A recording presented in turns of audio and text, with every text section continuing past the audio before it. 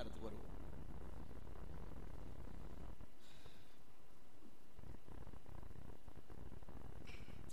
கர்த்தருடைய வார்த்தைக்கு போறதுக்கு எத்தனை பேர் ஆயத்தமா இருக்கிறீங்க? எடுத்துக்கொள்வோம். யோவான் 7ஆம் அதிகாரம். பல வாரங்களாக கிறிஸ்தவ ஜீவியத்தை குறித்து போதித்துக் கொண்டு வருகிறேன். சில பேர்லாம் சூடா இருக்கிறீங்க, கூல் ஆக்கணும், ஹீட் ஆயிடுச்சு, டைட்டா உட்காந்துக்கிறாங்க அப்படின்னு. சரி, வசனத்துக்கு போவோம். கிறிஸ்தவ ஜீவியத்தை குறித்து போதித்துக் கொண்டு வருகிறேன் பல வாரங்களாக. பவுல் சொல்றாரு, நம்மை தேவன் நற்கிரியை செய்கிறவர்களா வச்சிருக்கிறார். நம்மை நற்கிரியை செய்யக்கூடியவர்களா நம்மை மாற்றி இருக்கிறார் பவுல் சொல்றார். அப்ப இந்த நற்கிரியைனா என்ன? ஏன் நற்கிரியைன்னு பவுல் சொல்றார்? அப்ப நற்கிரியைன்னு சொல்றதுக்கு காரணம் என்ன? அப்போ வேதத்துல கிரியைன்னு சொல்லியிருந்தா போதாதா? கிரியைன்னு சொல்லியிருந்தா அது இந்த உலகத்துக்கும் கிறிஸ்தவர்களுக்கும் தேவனுடைய பிள்ளைக்கும் எந்த வித்தியாசமும் இருக்காது. எல்லாரும் எல்லாம் செய்யறதையும் சமப்படுத்திக்குவோம். எல்லாரையும் எல்லா காரியத்தையும் நாம அங்கீகரித்து கொள்ளுவோம். அவங்க செய்யறதும் சரி, நான் செய்யறதும் சரி. இப்படிலாம் சொல்லுவாங்க பாத்தீங்களா? எல்லா கடவுளும் ஒண்ணுதான், நாங்க இதை செய்யறோம், நீங்க இதை செய்யறீங்க, இந்த மாதிரிலாம் சொல்றாங்கல்ல. அந்த மாதிரி கிடையாது. ஏன் நற்கிரியைன்ற வார்த்தையை பவுல் போட்டார்னா, நம்மையும் இந்த உலகத்தில் இருக்கிறவர்களையும் வேறு பிரிப்பதற்காக, டு செப்பரேட் அஸ். நம்மையும் இந்த உலகத்துல இயேசுவை ஏற்றுக்கொள்ளாதவர்களையும் வேறு பிரிக்கிறதுக்காகவே நமக்கு இந்த வார்த்தையை கொடுத்துட்டார், இந்த பெயரை போட்டார். நற்கிரியை செய்கிறவர்களா நம்மை தேவன் வச்சிருக்கிறார்னு சொல்றாரு. அப்ப நற்கிரியைன்னு சொல்லும்போது அதுக்கு ஆப்போசிட்டான கிரியைகளும் வேதத்துல சுட்டி காட்டப்பட்டிருக்கு. இந்த உலகத்துல நம்மை தேவன் நற்கிரியை செய்யவர்களா வச்சிருக்கிறார்னு சொன்னவர் அதே பவுல் கூட, அதே இயேசுவும் சரி, அந்த நற்கிரியைக்கு விரோதமான கிரியைகள் இருக்கிறதையும் சுட்டி காட்டி இருக்கிறார்கள். ஆகவே நாம அதையும் கவனிக்கணும். யோவான் 7ஆம் அதிகாரத்துல இயேசு இப்படி சொல்றார். எப்படி சொல்றார் பாருங்க, 7வது வசனம். யோவான் 7:7. உலகம் உங்களை பகைக்க மாட்டாது, அதன் கிரியைகள் பொல்லாதவைகளாய் இருக்கிறது என்று நான் சாட்சி கொடுக்கிறபடியினாலே அது என்னை பகைக்கிறது. என்னவா? உலகத்தை பத்தி சொல்றாரு. முதல்ல உலகத்தில் இருக்கிற ஜனங்களை பத்தி சொல்றாரு. உலகம் உங்களை பகைக்காது. உங்களை யாரும் பகைக்க மாட்டாங்க. ஏன்னா நீங்க உலகத்தோடு ஒத்து போறீங்க. உலகம் செய்யறதெல்லாம் செய்றீங்க, உலகம் சொல்றதெல்லாம் கேட்குறீங்க. உலகத்துக்கும் உங்களுக்கும் வித்தியாசம் இல்லை. ஆனா என்னையோ அது பகைக்கிறது, என்ன மாத்திரம் அது பகைக்குது. ஏன் பகைக்குதுன்னா, இயேசு சொல்றாரு, இந்த உலகம் பொல்லாத உலகம் சொல்லி, இந்த உலகத்துல நடக்கிறதெல்லாம் பொல்லாதவைகள் சொல்லி நான் சாட்சி கொடுத்தேன். அதனால தான் என்ன பகைக்குது. இந்த உலகம் பொல்லாததுன்னு நான் சாட்சி கொடுத்ததுனால தான் என்ன பகைக்குது அப்படின்ற. சாட்சி கொடுத்தேன், சாட்சி சொன்னேன்னு சொல்லல, சாட்சி கொடுத்தேன். சாட்சி கொடுத்தேன்னா அர்த்தம் என்ன? அவர் இந்த உலகத்துல வந்து மனுஷனா வாழ்ந்த போது இந்த உலகத்துல மனுஷன் எவ்வளவு தவறா வாழ்ந்துன்னு இருக்கிறான்றத அவர் வாழ்க்கையின் மூலமா வெளிச்ச போட்டு காட்டிட்டார். He exposed the condition man live. இந்த உலகத்துல மனுஷன் எப்படி வாழ்றான்றத, எவ்வளவு பொல்லாத ஒரு வாழ்க்கையை வாழ்றான்றத, ஒரு பொல்லாத உலகத்துல வாழ்றான்றத இயேசு வந்து வாழ்ந்து காட்டிட்டார். எப்படி வாழ்ந்து காட்டிட்டார்? மனுஷனா வந்து வாழ்ந்து பரிசுத்தமா, நீதியா, நியாயமா, உண்மையா, அன்பா, சுத்தமா வாழ்ந்து காட்டிட்டார். மனுஷன் என்ன நினைச்சா? மனுஷன் தானங்க, மனுஷனா இருந்தா இதெல்லாம் செய்வாங்க, மனுஷனா இப்படிலாம் நடக்குவாங்க, மனுஷனா இப்படிதான் இருப்பான் அப்படின்னு நினைச்சிட்டாங்க. உலகத்துல பிறந்தா அப்படிதாங்க இருக்கணும். ஆனா அதே இயேசு மனுஷனா பிறந்து வாழ்ந்து காட்டிட்டார். இல்ல மனுஷன் இப்படி ஒன்னும் வாழ தேவையில்லை, இப்படி ஒன்னும் வாழணும்னு கிடையாது. இப்படிதான் நினைச்ச இந்த உலகத்துக்கு இயேசு வாழ்ந்து காட்டிட்டாரு. இப்படி இல்ல, இந்த மாதிரி தான் வாழணும், ஒரு நோக்கத்திற்காக வாழணும். கடவுள் மனுஷனை ஒரு தூய்மையான உன்னதமான நோக்கத்துக்காகத்தான் உண்டாக்குனார்னு வாழ்ந்து காட்டிட்டார். என்ன பண்ணிட்டாரு? இவர் வாழ்க்கை மற்றவர்கள் எல்லாம் சிந்திக்க வச்சிருச்சு. ஆனா இப்படிலாம் வாழ முடியுமா, இப்படியெல்லாம் இருக்க முடியுமா அப்படின்னு சிந்தனையை தூண்டி கிளறி விட்டுருச்சு. மனுஷன் வாழ்க்கைன்னா இப்படிதானே நினைச்சாரு. உலகம் நினைச்சது, நாமளும் அப்படித்தானே நினைச்சிருக்கோம். பிள்ளையா பிறக்கிறோம், பிறந்த பிறகு இதெல்லாம் வாழ்க்கை, இதெல்லாம் அனுமதிக்கணும், இதெல்லாம் ஏத்துக்கணும், இப்படியெல்லாம் இருக்கும், அதோடு ஒத்து போகணும் அப்படின்னு போயிட்டோம். ஆகவே சில நேரத்தில் நாம கூட அநியாயத்தை செய்கிறோம், அநியாயத்தோடு செய்கிறவர்களோடு பழகிறோம், அநியாயம் செய்கிறவர்களோடு ஒத்து போறோம், அநியாயம் செய்யறதுக்கு காசு கொடுக்கிறோம். உலகத்துல உலகத்துல அதுக்குன்னே பாருங்க படிக்கிறாங்க, அதுக்குன்னே பணத்தை யூஸ் பண்றாங்க, நேரத்தை யூஸ் பண்றாங்க, டெக்னாலஜியை யூஸ் பண்றாங்க, சேட்டிலைட்டை யூஸ் பண்றாங்க, தவறு செய்யறதுக்குன்னே. அததான் நாம இந்த பார்க்கிற இந்த உலகத்தை நம்ம என்ன நினைச்சிட்டோம், உலகம்னா அப்படிதான் அப்படின்னு நினைச்சிட்டோம். ஆனா என்றைக்கு இயேசு இந்த உலகத்துல கால் வச்சாரோ அன்னைக்கு ஒரு சிந்தனையை தூண்டி விட்டாரு. இல்லப்பா, இப்படிலாம் வாழ மனுஷனை உண்டாக்கல தேவன். தேவன் மனுஷனை உண்டாக்குனது பெரிய நோக்கம் இங்க. அதனாலதான் பாருங்க, இந்த உலகத்தின் பொல்லாதது என்று இயேசு சாட்சி கொடுத்தாராம், சுட்டி காட்டிட்டார் உலகம் பொல்லாததுன்னு.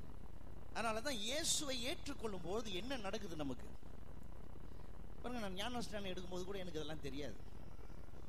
நல்ல வேலை ஒரு போதனையை உட்காந்து கேட்டேன், அப்புறம் தான் விளங்குச்சு. ஐயோ, பெரிய தவறு செஞ்சுட்டேன். கோயிலுக்குள்ள வந்து உட்கார்ந்து இருக்கிறேன், ஞானஸ்நானம்லாம் எடுத்துட்டேன், ஆனா எனக்கு இதெல்லாம் விளங்கல.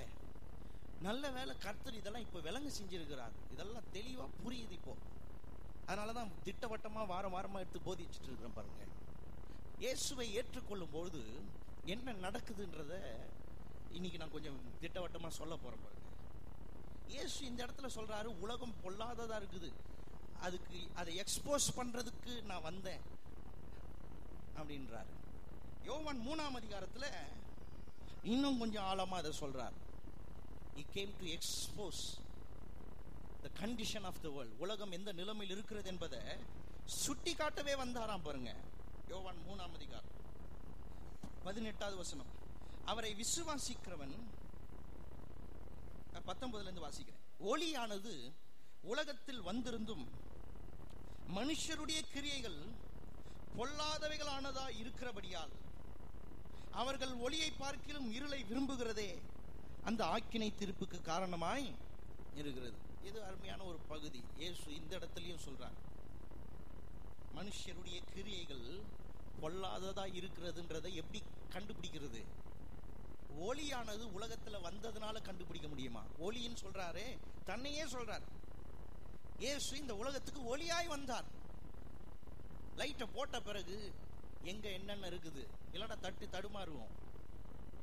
எங்க எதுன கிடக்குது, எதை மெரிப்போம், என்ன கீழே விழும், எங்க தூசி இருக்குது, எங்க குப்பை இருக்குது, எங்க அசிங்கம் இருக்குது, எதுவும் தெரியாம நாம லைட்டை போடாம நடந்து பாருங்க, யாரையும் மெரிச்சிருவோம். எல்லாமே தவறா நடக்கும், குழப்படியா நடக்கும். இயேசு சொல்றாரு, ஒளியானது உலகத்துல வந்திருக்கிறதே எதுக்கு வந்திருக்கிறது? ஏன் லைட்டு போட்டுரும்? லைட்டை போட்டா கண்ணு தெளிவா தெரியுது, என்ன நடக்குதுயா, இங்க என்ன கிடக்குது, இங்க யார் இருக்கிறா, எவ்வளவு பேர் இருக்கிறா, எல்லாம் தெளிவா தெரியுது. அதைத்தான் இயேசு சொல்றார், ஒளியானது வந்திருக்கிறேன், வந்த பிறகு என்ன தெரியுது? மனுஷனுடைய கிரியைகள் பொல்லாதது என்று காண முடியுது. ஒண்ணு இல்லைங்க, இயேசு வரலன்னா என்ன ஆயிருக்கும் தெரியுமா? இந்த உலகத்துக்கு எல்லாமே உலகத்துல நம்முடைய விதி, நம்முடைய உலகத்துல நம்முடைய it is part of our life, நம்முடைய வாழ்க்கையின் ஒரு பகுதி நினைச்சு நம்ம வாழ்ந்து போயிட்டு இருப்போம். எல்லாரும் அப்படியே ஒத்துக்கிட்டு போயிட்டு இருப்போம். அநியாயத்தை கண்டுக்காம இருந்திருப்போம். நாம கூட அநியாயம் செய்யறதுக்கு துணிஞ்சிருப்போம். ஏன்னா இதெல்லாம் ஒரு பகுதி நினைச்சு விட்டு இருப்போம். ஆனா என்றைக்கு இயேசு வந்தாரோ, இயேசு வந்த பிறகு பாருங்க, மனுஷனை ஒரு வெளிச்சம் போட்டு காட்டிட்டார். ஏன்னா அவர் கொல்ல வரல, அழிக்க வரல, ஆக்கினை தீர்க்க வரல, தண்டிக்க வரல. அவர் செஞ்சதெல்லாம் நன்மைகள், அவர் செஞ்சதெல்லாம் நியாயம், அவர் செஞ்சதெல்லாம் கடவுளுடைய திட்டம், சித்தம். ஆகவே அவர் வந்து ஒரு எக்ஸ்போஸ் பண்றார், மனுஷன் வாழ்க்கையில ஒரு வெளிச்சத்தை போட்டு காட்டார், மனுஷன் எந்த நிலைமையில இருக்கிறான்.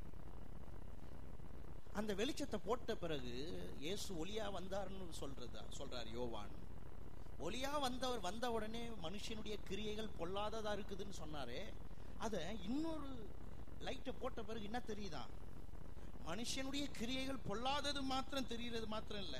தொடர்ந்து வாசிங்க 19வது வசனம். ஒளியானது உலகத்திலே வந்திருந்தும் மனுஷனுடைய கிரியைகள் பொல்லாதவைகளாய் இருக்கிறபடியால், பொல்லாத கிரியை உலகம் செய்யறது அப்படின்றது மாத்திரம் தெரியல, அவர்கள் வெளிச்சம் போட்ட பிறகு என்ன தெரியுது? அவர்கள் ஒளியை பார்க்கிலும் இருளை விரும்புகிறது. என்ன பண்றாங்களாம்? இருளை விரும்பிதான் செஞ்சுன்னு இருக்கிறாங்களாம்.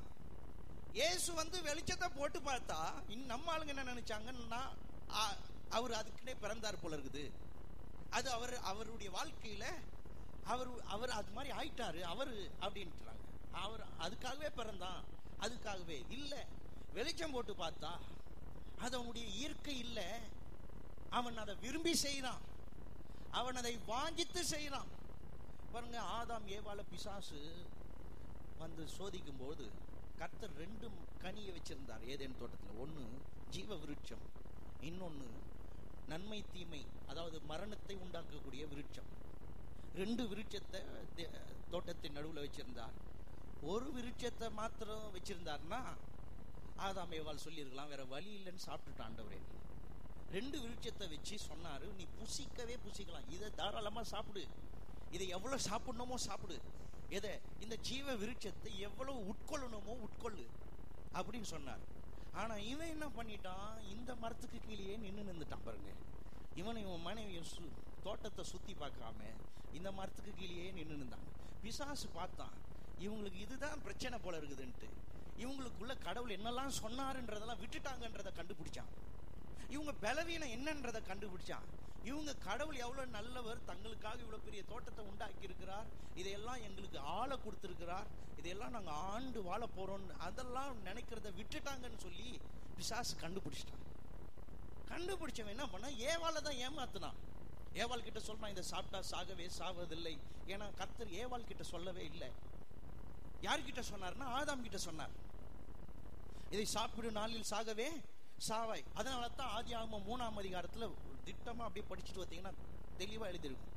ஏவாள் புசித்தால் ஒன்னும் நடக்கல, ஏவாள் பறித்து புசித்தால் இருக்குது, ஒன்னும் நடக்கல. ஆனால் பறித்து புசித்து தன் புருஷனுக்கும் கொடுத்தால் அவன் புசித்தான் இருக்குது. பாருங்க, அவன் புசித்த பிறகு வேதம் சொல்லுது கண்கள் திறக்கப்பட்டது. ஏன்னா அவன் ஏமாத்தப்பட்டு சாப்பிட்டா, அதனால அவளுக்கு ஒண்ணும் இல்லை.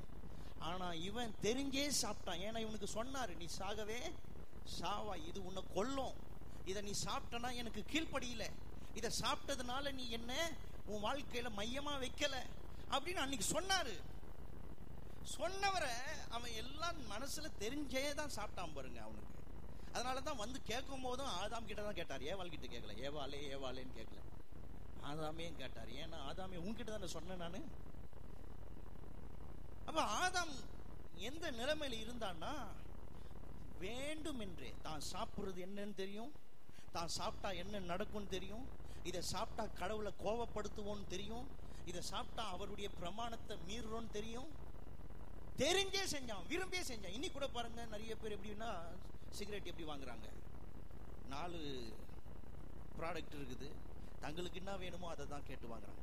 அவன் காலி ஆயிடுச்சு சார்னா பாக்கெட்ல திரும்பவும் காசை போட்டுட்டு அதே கால்கள் நடந்து போய் இன்னொரு கடையில கேக்குது, இருக்குதா, அதை வாங்கி பிடிக்கிறான். என்ன சொல்றான், சிகரெட்டை கூட்டிட்டு போச்சு, தான் போய் அந்த சிகரெட்டை வாங்கி இதுதான் வேணும், இது இல்லையா அப்ப நான் வேற கடைக்கு போய்க்கிறேன், வேற கடைக்கு நான் போய்க்கிறேன், நான் வேணும்ன்றது தான் எனக்கு வேணும். அப்படின்னா அர்த்தம் என்ன, தான் என்ன வாங்கணும், அதுக்கு எவ்வளவு விலை, தான் சம்பாத்தியத்திலிருந்து அந்த விலையை கொடுத்து தான் என்னெல்லாம் செய்யறோன்னு எல்லாம் தனக்கு அவனுக்கு தெரியும், தெரிஞ்சுதான் செய்யறான்.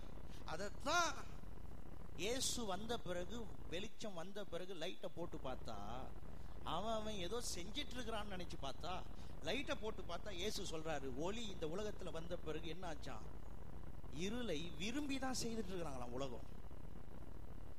அதுக்காகவே படிக்கிறாங்கங்க. எதுக்கு படிக்கிறாங்க, சட்டத்தை உடைக்கிறதுக்கு படிக்கிறாங்க. எவ்வளவு கிரிமினலா சட்டத்தை மீறலாம், எவ்வளவு அநியாயத்தை செய்யலாம், எவ்வளவு பெரிய பெரிய பெரிய படிச்ச ஆட்கள்லாம் அநியாயத்துக்காகவே தான் பணத்தை செலவு பண்றாங்க. ஒண்ணும் இல்லைங்க, இயேசுவை சகையை சந்தித்தான், அதுதான் ரொம்ப முக்கியமான ஒரு பகுதி. அது இயேசு சகையை சந்திக்கிறாங்களே, அந்த இடத்துல இயேசு அவங்க கிட்ட ஒண்ணுமே சொல்லல, வா உன் வீட்டுல தங்க போறேன், இந்த இன்ஃபர்மேஷன் தான். என் வீட்டுல அவர் தங்க போறாருன்ற ஒரு இதுதான் கிடைச்சது பாருங்க. Exposed, he was exposed. என்ன ஆச்சு தெரியுமா, அவன் தன் நிலையை அறிஞ்சிட்டான், தன் நிலையை பார்த்தான், ஐயோ நான் என்னென்னலாம் தப்பு பண்ணிட்டேன். இயேசுவை பார்த்தான், இயேசு தங்க போறாருன்றத கேட்டா அவ்வளவுதான். இயேசு கூட போகும்போது சொன்னாரா, வீட்டுக்கு வா, நீ எந்தெந்த தெருல எவ்வளவு வாங்கினு நான் சொல்றேன் வா அப்படி சொன்னாரா, யாராருக்கிட்ட எவ்வளவு புடுங்கன்னு சொல்றேன் வா அப்படின்னாரா, கிடையாது. இந்த இயேசு என்கிற அந்த வெளிச்சம் சகைவு மேல பட்டது பாருங்க. சகைவு ஒத்துக்கிறான், ஐயோ தப்பு பண்ணிட்டோமே. லூக்கா 19 இயேசு கிட்ட சொல்றான் பாருங்க, நான் அநியாயமா வாங்கிட்டேன் இயேசுவே, ஏழை கிட்ட இருந்து அநியாயமா வாங்கிட்டேன். sinful condition was exposed. எல்லாருக்கும் முன்ன கிடையாது, தான் அறிந்து கொண்டான். தான் எந்த நிலையில் இருக்கிறன்னு அறிந்து கொண்டான். இயேசுன்ற வெளிச்சம் போட்ட பிறகு உலகத்தின் நிலை வெட்ட வெளிச்சமாக்கி விடப்பட்டது. சகேயின் நிலை வெட்ட வெளிச்சமாயிடுச்சு. ஐயோ, நான் எந்த அவல நிலையில் இருக்கிறேன். லூக்கா 5 வாசி பார்த்தீங்கன்னா, இப்போ அதை சொல்ல வரல, நான் அது போதிக்கணும்னு வந்ததில்லை. ஆனால் இதெல்லாம் உதாரணம் சொன்னால் உங்களுக்கு புரியும். லூக்கா 5ஆம் அதிகாரத்தில் பேதுரு முழுவதும் பிரயாசப்பட்டு ஒன்றும் கிடைக்கல. இயேசு வந்து படகை ஏறி பிரசங்கம் பண்ணி பேதுருக்கிட்ட சொல்றாரு, போய் கடல்ல போடு, ஆழத்துல போடு. பேதுரு நினைச்சான், நமக்கு மீன் குறை, ஃபிஷ் தான் குறை. இந்த குறைக்கு இது சரி, இது இருந்துச்சுன்னா சரி பண்ணிக்கலாம் லைஃப். இது இருந்துச்சுன்னா குடும்பத்தை சரி பண்ணிடலாம். இது இருந்துச்சுன்னா நிறைய பேர் கூட சொல்லுவாங்கல்ல, நான் படிக்காதாங்க பிரச்சனை. படிச்சவங்களை போய் பாருங்க, படிச்சிருந்தா நான் நல்லா இருந்திருப்பேன், வேற யாரையாவது கல்யாணம் பண்ணி தான் நான் நல்லா இருந்திருப்பேன். இதெல்லாம் என்னன்னா இவங்க வந்து தப்பிக்கிறதுக்கு ஒரு சாக்கு. வேற யாரையாவது நான் வேற ஏதாவது பின்னணியில வேற யாருக்காவது பிறந்திருந்தா நான் நல்லா இருந்திருப்பேன். எனக்கு மட்டும் பணம் இருந்துச்சுன்னா நான் நல்லா இருந்திருப்பேன். எனக்கு மட்டும் இந்த மாதிரி ஒரு லைஃப் கிடைச்சிருந்தா நான் நல்லா இருந்திருப்பேன். சுத்த பொய் இது. சரி, அதெல்லாம் இருக்கிறவங்கள போய் பாருங்க, முதல்ல நல்லா இருக்கிறாங்களா? அவங்களும் ஏதாவது குறை சொல்லி என்ன உட்காந்துருக்கும். இல்லாதவனும் குறை சொல்லி என்ன இருக்கிறான், இருக்கிறவனும் அதை விட குறை தான் சொல்லி இருக்கிறான். இருக்கிறவனுக்கு தான் அதிக குறையே.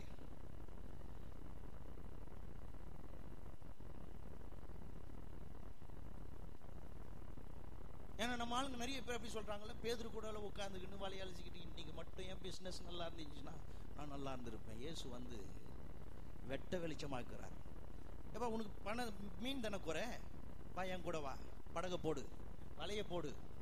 வலை நிரம்பிடுச்சு, படகு அமுலத்தக்க மீன்களை பிடிச்சிட்டான். பிடிச்சவனை கூட்டு வர்றார். வெளியே கரை வந்த பிறகு பாதத்துல விழுறான். போகும்போது கடல்ல போய் வலை போட போகும்போது இயேசுவை பார்த்து சொல்றான், ஐயரே சார்ன்றான். இயேசுவை பார்த்து, சார் நீர் சொல்றீர்னு போடுறேன், இப்படிதான் சொன்னான். அதை இப்படி எழுதி இருக்குது, உன் வார்த்தையின்படியே போடுகிறேன். ஆனா அவன் சொன்ன டைலாக் இப்படிதான், சார் நீர் சொல்றீர்னு போடுறேன். நான் நைட்டெல்லாம் முழிச்சு வேலை பார்த்தேன், ஒன்றும் கிடைக்கல. உன் வார்த்தையை மதிக்கிறேன், அவ்வளவுதான், உமக்காக போய் போடுறேன்ட்டு போய் போட்டான். என்ன ஆச்சு? வலை கிழிஞ்சு போகத்தக்க மீன்களை பிடிச்சான்.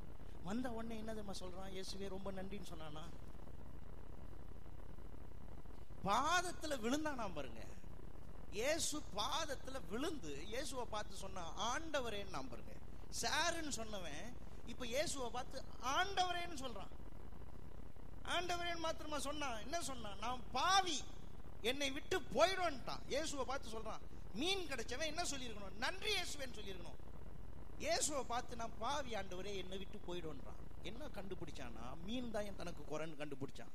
லூக்கா 5 வீட்டுல போய் வாசித்து பாருங்க. தனக்கு மீன் தான் குறைன்னு கண்டுபிடிச்சான். இயேசு அவனுக்கு காண்பிச்சாருப்பா, மீனுக்கு மிரக்கல் வந்துடும். மீனை எப்படி வேணாலும் மாத்திடலாம், மீனை பிடிச்சிடலாம். இன்னைக்கு இல்ல, இன்னும் ஒரு 10 வருஷம் கழிச்சு பாத்தீங்கன்னா நம்ம வாழ்க்கை தரம் மாறிடும். சிலர் மாறவே மாட்டாங்க, ஏன்னா மனது மாறல. வாழ்க்கை தரம் மாறிடும் கண்டிப்பா. பாருங்க, இம்ப்ரூவ்மெண்ட் வந்துடும். இன்னைக்கு 1000 ரூபாய் செல் வாங்குறதுக்கு கஷ்டப்படுவீங்க, அன்னைக்கெல்லாம் 50,000 ரூபாய் செல் கையில வச்சுன்னு இருப்பீங்க. பெட்ரோல் போறதுக்கு 1000 ரூபாய் தேவைப்படும். வளர்ச்சியெல்லாம் வந்துடும். அது ஒரு பக்கம் இருக்கட்டும். நிறைய பேர் என்ன நினைக்கிறாங்க, எனக்கு பொருளாதாரம் தாங்க குறைவு. பேதுரு கூட அப்படிதான் சொன்னான். இயேசுவே முழுவதும் பிரயாசப்பட்ட ஒன்றும் கிடைக்கல. இயேசு சொன்னார், முழுவதும் பிரயாசம் இல்லப்பா, ஒரு மிரக்கிள் டைம் போதும், ஒரு அற்புதத்தின் நேரம் உனக்கு போதும். ஒரு முறை அந்த சான்ஸ், உனக்கு ஒரு அற்புத வாய்ப்பு கிடைச்சா போதும் அப்படின்னு சொன்னார் பாருங்க. போய் வலைய போட்டா மீன் பிடி கிடைச்சிச்சு. ஆனா அவனுக்கு புரிய வச்சாரு, நீ யார் தெரியுமா? உன் வலை மீன் இல்லாத வலையா இருக்கலாம், அது வலை கிழிந்து போகத்தக்க மீன்களால நிரம்பிடும். ஆனா உன் பாவ நிலை இருக்குதே, அதுதான் மோசமான நிலை. நீ பாவத்துல இருக்கிறியே, அதுதான் மோசமான. மீன் இல்லாத நிலையை கூட சரி பண்ணிடலாம். அட் டைம் கண்ணை மூடி தொடக்கிறான், மீன் வந்து நிக்குது. முழுவதும் கஷ்டப்பட்டவன் இப்ப கஷ்டமே படல, மீனை கரைக்கு கொண்டு வரதுக்கு மட்டும் தான் கஷ்டப்பட்டான். கரையில கொண்டு வந்து சேர்க்கிறதுக்கு மட்டும்தான் கஷ்டப்பட்டான். ஆனா ஏசு அவனுக்கு புரிய வைக்கிறார், இந்த மீன் இல்லாதது குறை இல்லை. இன்னைக்கு நிறைய பேர் சொல்றாங்களே, எனக்கு படிப்பு இல்லை, பணம் இல்லை, எனக்கு அது இல்லை, இது இல்லை. அதெல்லாம் குறைனா, அதுதான் மெயின் குறைனா, இன்னைக்கு கடவுள் இந்த உலகத்துக்கு வந்து மறிக்கவே தேவையில்லையே, அதை மட்டும் சப்ளை பண்ணிட்டு இருக்கலாமே. ஏன்னா ஜஸ்ட் ஒன் மிரக்கிள், ஒரு அற்புதத்தின் நேரம். சிலர்லாம் சொல்றாங்க அற்புதத்தின் நேரம் இருந்தா போதும், அற்புதத்தின் நேரம். ஆமா, ஒரு அற்புதத்தின் நேரம் போதும், எதையும் மாத்திடுவார். தண்ணீரை திராட்சை ரசமா மாத்திடுவார், எதையும் மாத்திடுவார். ஆனா அதெல்லாம் ஒண்ணுமே இல்லை. உள்ள இருக்கிற அந்த பாவ நிலை இருக்குதே, நாம பாவத்துல வாழ்ந்துட்டு இருக்கிறோமே, அந்த பொல்லாத ஜீவித்துட்டு இருக்கிறோமே, இதுதான் நமக்கு பிரச்சனையே. இதுதான் மாறணும். இதுதான் எல்லாத்துக்குமே வேறா இருக்குது. இதுதான் எல்லாத்துக்கும் ஆணி வேறு, இந்த பாவ நிலை. அதைத்தான் இயேசு சகை லைஃப்லயும் பார்க்கிறோம். He exposed his condition. அதேதான் பேதுருவுக்கும் வெளிப்படுத்திட்டார், வெட்ட வெளிச்சமாக்கிட்டார். பேதுருவே, மீன் இல்லை உன் குறை, மீன் இல்லை உன் குறை, உன் குறை மீன் இல்லை, உன் குறை பாவ நிலை, உன்னுடைய பாவ வாழ்க்கை தான் குறை. அதை சுட்டி காட்டினார். இந்த கால வேளையில தயவு செய்து கவனிங்க. இதை ஏன் போதிக்கிறேன்னா, 3 நோக்கம். 1, நீங்க எந்த நிலையில் இருக்கிறீங்கன்னு கண்டுபிடிக்கணும். நாம் எந்த நிலையில் இருக்கிறோன்றதை நாம் ஒவ்வொருத்தரும் கண்டுபிடிக்கணும். அதுக்கு தான் இந்த போதனை. 2வது, இந்த மாதிரி ஒரு பொல்லாத உலகத்துல, இயேசு சொல்லுகிற இந்த பொல்லாத உலகம், பொல்லாத கிரியைகள் நிறைந்த இந்த உலகம், பொல்லாத மனுஷன் வாழ்ந்து கொண்டிருக்கிற இந்த உலகத்துல நம்ம ஏன் வச்சிருக்கிறார், அது கண்டுபிடிக்கணும். நம்ம ஏன் ஆண்டவர் இந்த உலகத்துல வச்சிருக்கிறார், நம்ம எடுத்துக்கொள்ள கூடாதா? ஏன் இந்த பொல்லாத உலகம் சொல்லிட்டு அதுல எதுக்கு நம்மளை வச்சிருக்கணும், அந்த நோக்கத்தை கண்டுபிடிக்கணும்.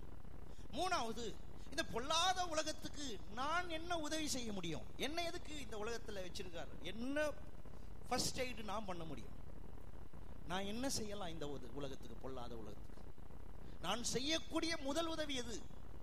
அதுதான் ஜெபம். நான் இந்த ஜனங்களுக்காக ஜெபிக்கலாம், இந்த ஜனங்களுக்காக கர்த்தர்கிட்ட பரிந்து பேசலாம், இந்த ஜனங்களுடைய பாவங்கள்ல இருந்து இவர்கள் விடுதலையாக்கப்படணும், இவர்கள் இதுல இருந்தெல்லாம் விடுதலையாகி வாழணும். இதுக்காக நான் கர்த்தரிடத்துல ஜெபிக்கலாம். எப்படியாவது இவர்கள் இருதயத்தை மாற்றும் கர்த்தாவே, எப்படியாவது இவர்கள் உள்ளத்தை மாற்றும், எப்படியாவது இவர்களுடைய வாழ்க்கையை மாற்றும். ஏன்னா இந்த பொல்லாத உலகம் அப்படின்ற வார்த்தை, இந்த பொல்லாதன்ற வார்த்தை வேதத்துல சொல்லி இருக்குது. பொல்லாதன்ற வார்த்தைக்கு அர்த்தம் என்ன தெரியுமா? கிரேக்க மொழியில பொனேராஸ்ன்ற வார்த்தை. பொனேராஸ்ன அர்த்தம் என்ன? சீர்கெட்டு போன நிலை, சட்டத்தை உடைக்கிற நிலை, ஒழுங்கற்ற நிலை. இது இப்படிப்பட்ட நிலை. இதுக்கு என்ன தீர்வு? இதை என்ன பண்ணலாம்? இந்த பொல்லாத உலகத்தை என்ன பண்ணலாம்? அழிச்சி மட்டும் தான் போட முடியும், வேற எதோ பண்ண முடியும். இந்த பொல்லாத உலகம் என்ன பண்ணுதான்? கடவுளை கோபப்படுத்த மட்டும் தான் செய்யுமா, வேற எதையும் செய்யாது. அப்ப இந்த பொல்லாத உலகம், இந்த மாதிரி ஒரு உலகத்துல கடவுள் என்ன ஏன் வச்சிருக்கிறான், இதை கண்டுபிடிக்கிறதுக்கு தான் வாரம் வாரம் இங்க வரும். ஏன்? What is the purpose of my living? ஏன் 2014, ஏன் இந்த புது வருடம் கடவுள் என் கையில கொடுத்திருக்கிறார், ஏன் இந்த உலகத்துல வச்சிருக்கிறார்? சாவு விரும்பினாலும் ஏன் சாவு தூரமா இருக்குது? காரணம் ஏன்? சாவு ஏன் தள்ளி போயிட்டே இருக்குது? ஏன் மரணம் தூரம் போயிடுச்சு, ரொம்ப தூரம் போயிடுச்சு சில இருக்கலாம். ஏன் இந்த பொல்லாத உலகத்துல நான் ஏன் வாழணும்? கடவுள் ஏன் வச்சிருக்கிறார்? அதை கண்டுபிடிக்கணும். எத்தனை பேர் இருக்கிறீங்க பாருங்க. இயேசு சொல்றாரு, நான் உலகத்துக்கு வந்து உலகம் பொல்லாத கிரியை செய்துட்டு இருக்கிற மனுஷனால் நிரப்பப்பட்டிருக்கிறது என்பதை வெளிச்சம் போட்டு காட்டிட்டார். 2வது, லைட்டை போட்டா மனுஷன் விரும்பிதான் செய்துட்டு இருக்கிறானா. யோவான் 3:19 பாருங்க, யோவான் 3:20 பாருங்க. சரி, இந்த பொல்லாத மனுஷன் யாரா? இதை கொஞ்சம் கவனிங்க. பொல்லாத மனுஷன் யாரு? பொல்லாங்கு செய்கிற எவனும் ஒளியை பகைக்கிறான். என்னவா? பொல்லாங்கு செய்கிற எவனும் ஒளியை பகைக்கிறான். பகைக்கிறதா பாருங்க, இயேசுவை பகைக்கிறானா. ஒரு மனுஷன் இயேசுவை பகைச்சாதான் இந்த பொல்லாங்கான வாழ்க்கையை வாழ முடியுமா பாருங்க. அதனாலதான் ஆதாம் வந்து லிட்டரலா இயேசுவை எதிர்த்துட்டு தான், அந்த வார்த்தையாகி இயேசுவை எதிர்த்துட்டு தான் பாருங்க அந்த பாவத்தையே செஞ்சான். பகைச்சாதான், லைட்டை போட்டா தெரியுது. இயேசு வந்த பிறகுதான் தெரியுது இந்த மனுஷன் எல்லாம் கடவுளை எதிர்த்து தான் இதெல்லாம் செஞ்சுன்னு இருக்கிறான். கடவுளுக்கு விரோதமா தான் செஞ்சிருக்கிறான். கடவுளை கோபமூட்டுற விதத்துல தான் செஞ்சிட்டு இருக்கிறான். பகைச்சுக்கிட்டு தான் செஞ்சிட்டு இருக்கிறான். என்னவோ மனுஷன் இதுல போய் சிக்கிட்டான் தவிக்கிறான்லாம் கிடையாது. மனுஷன் இதை செய்யறதுக்கு காரணம் என்னவா, அவரை பகைச்சுக்கிட்டு இருக்கிறான்.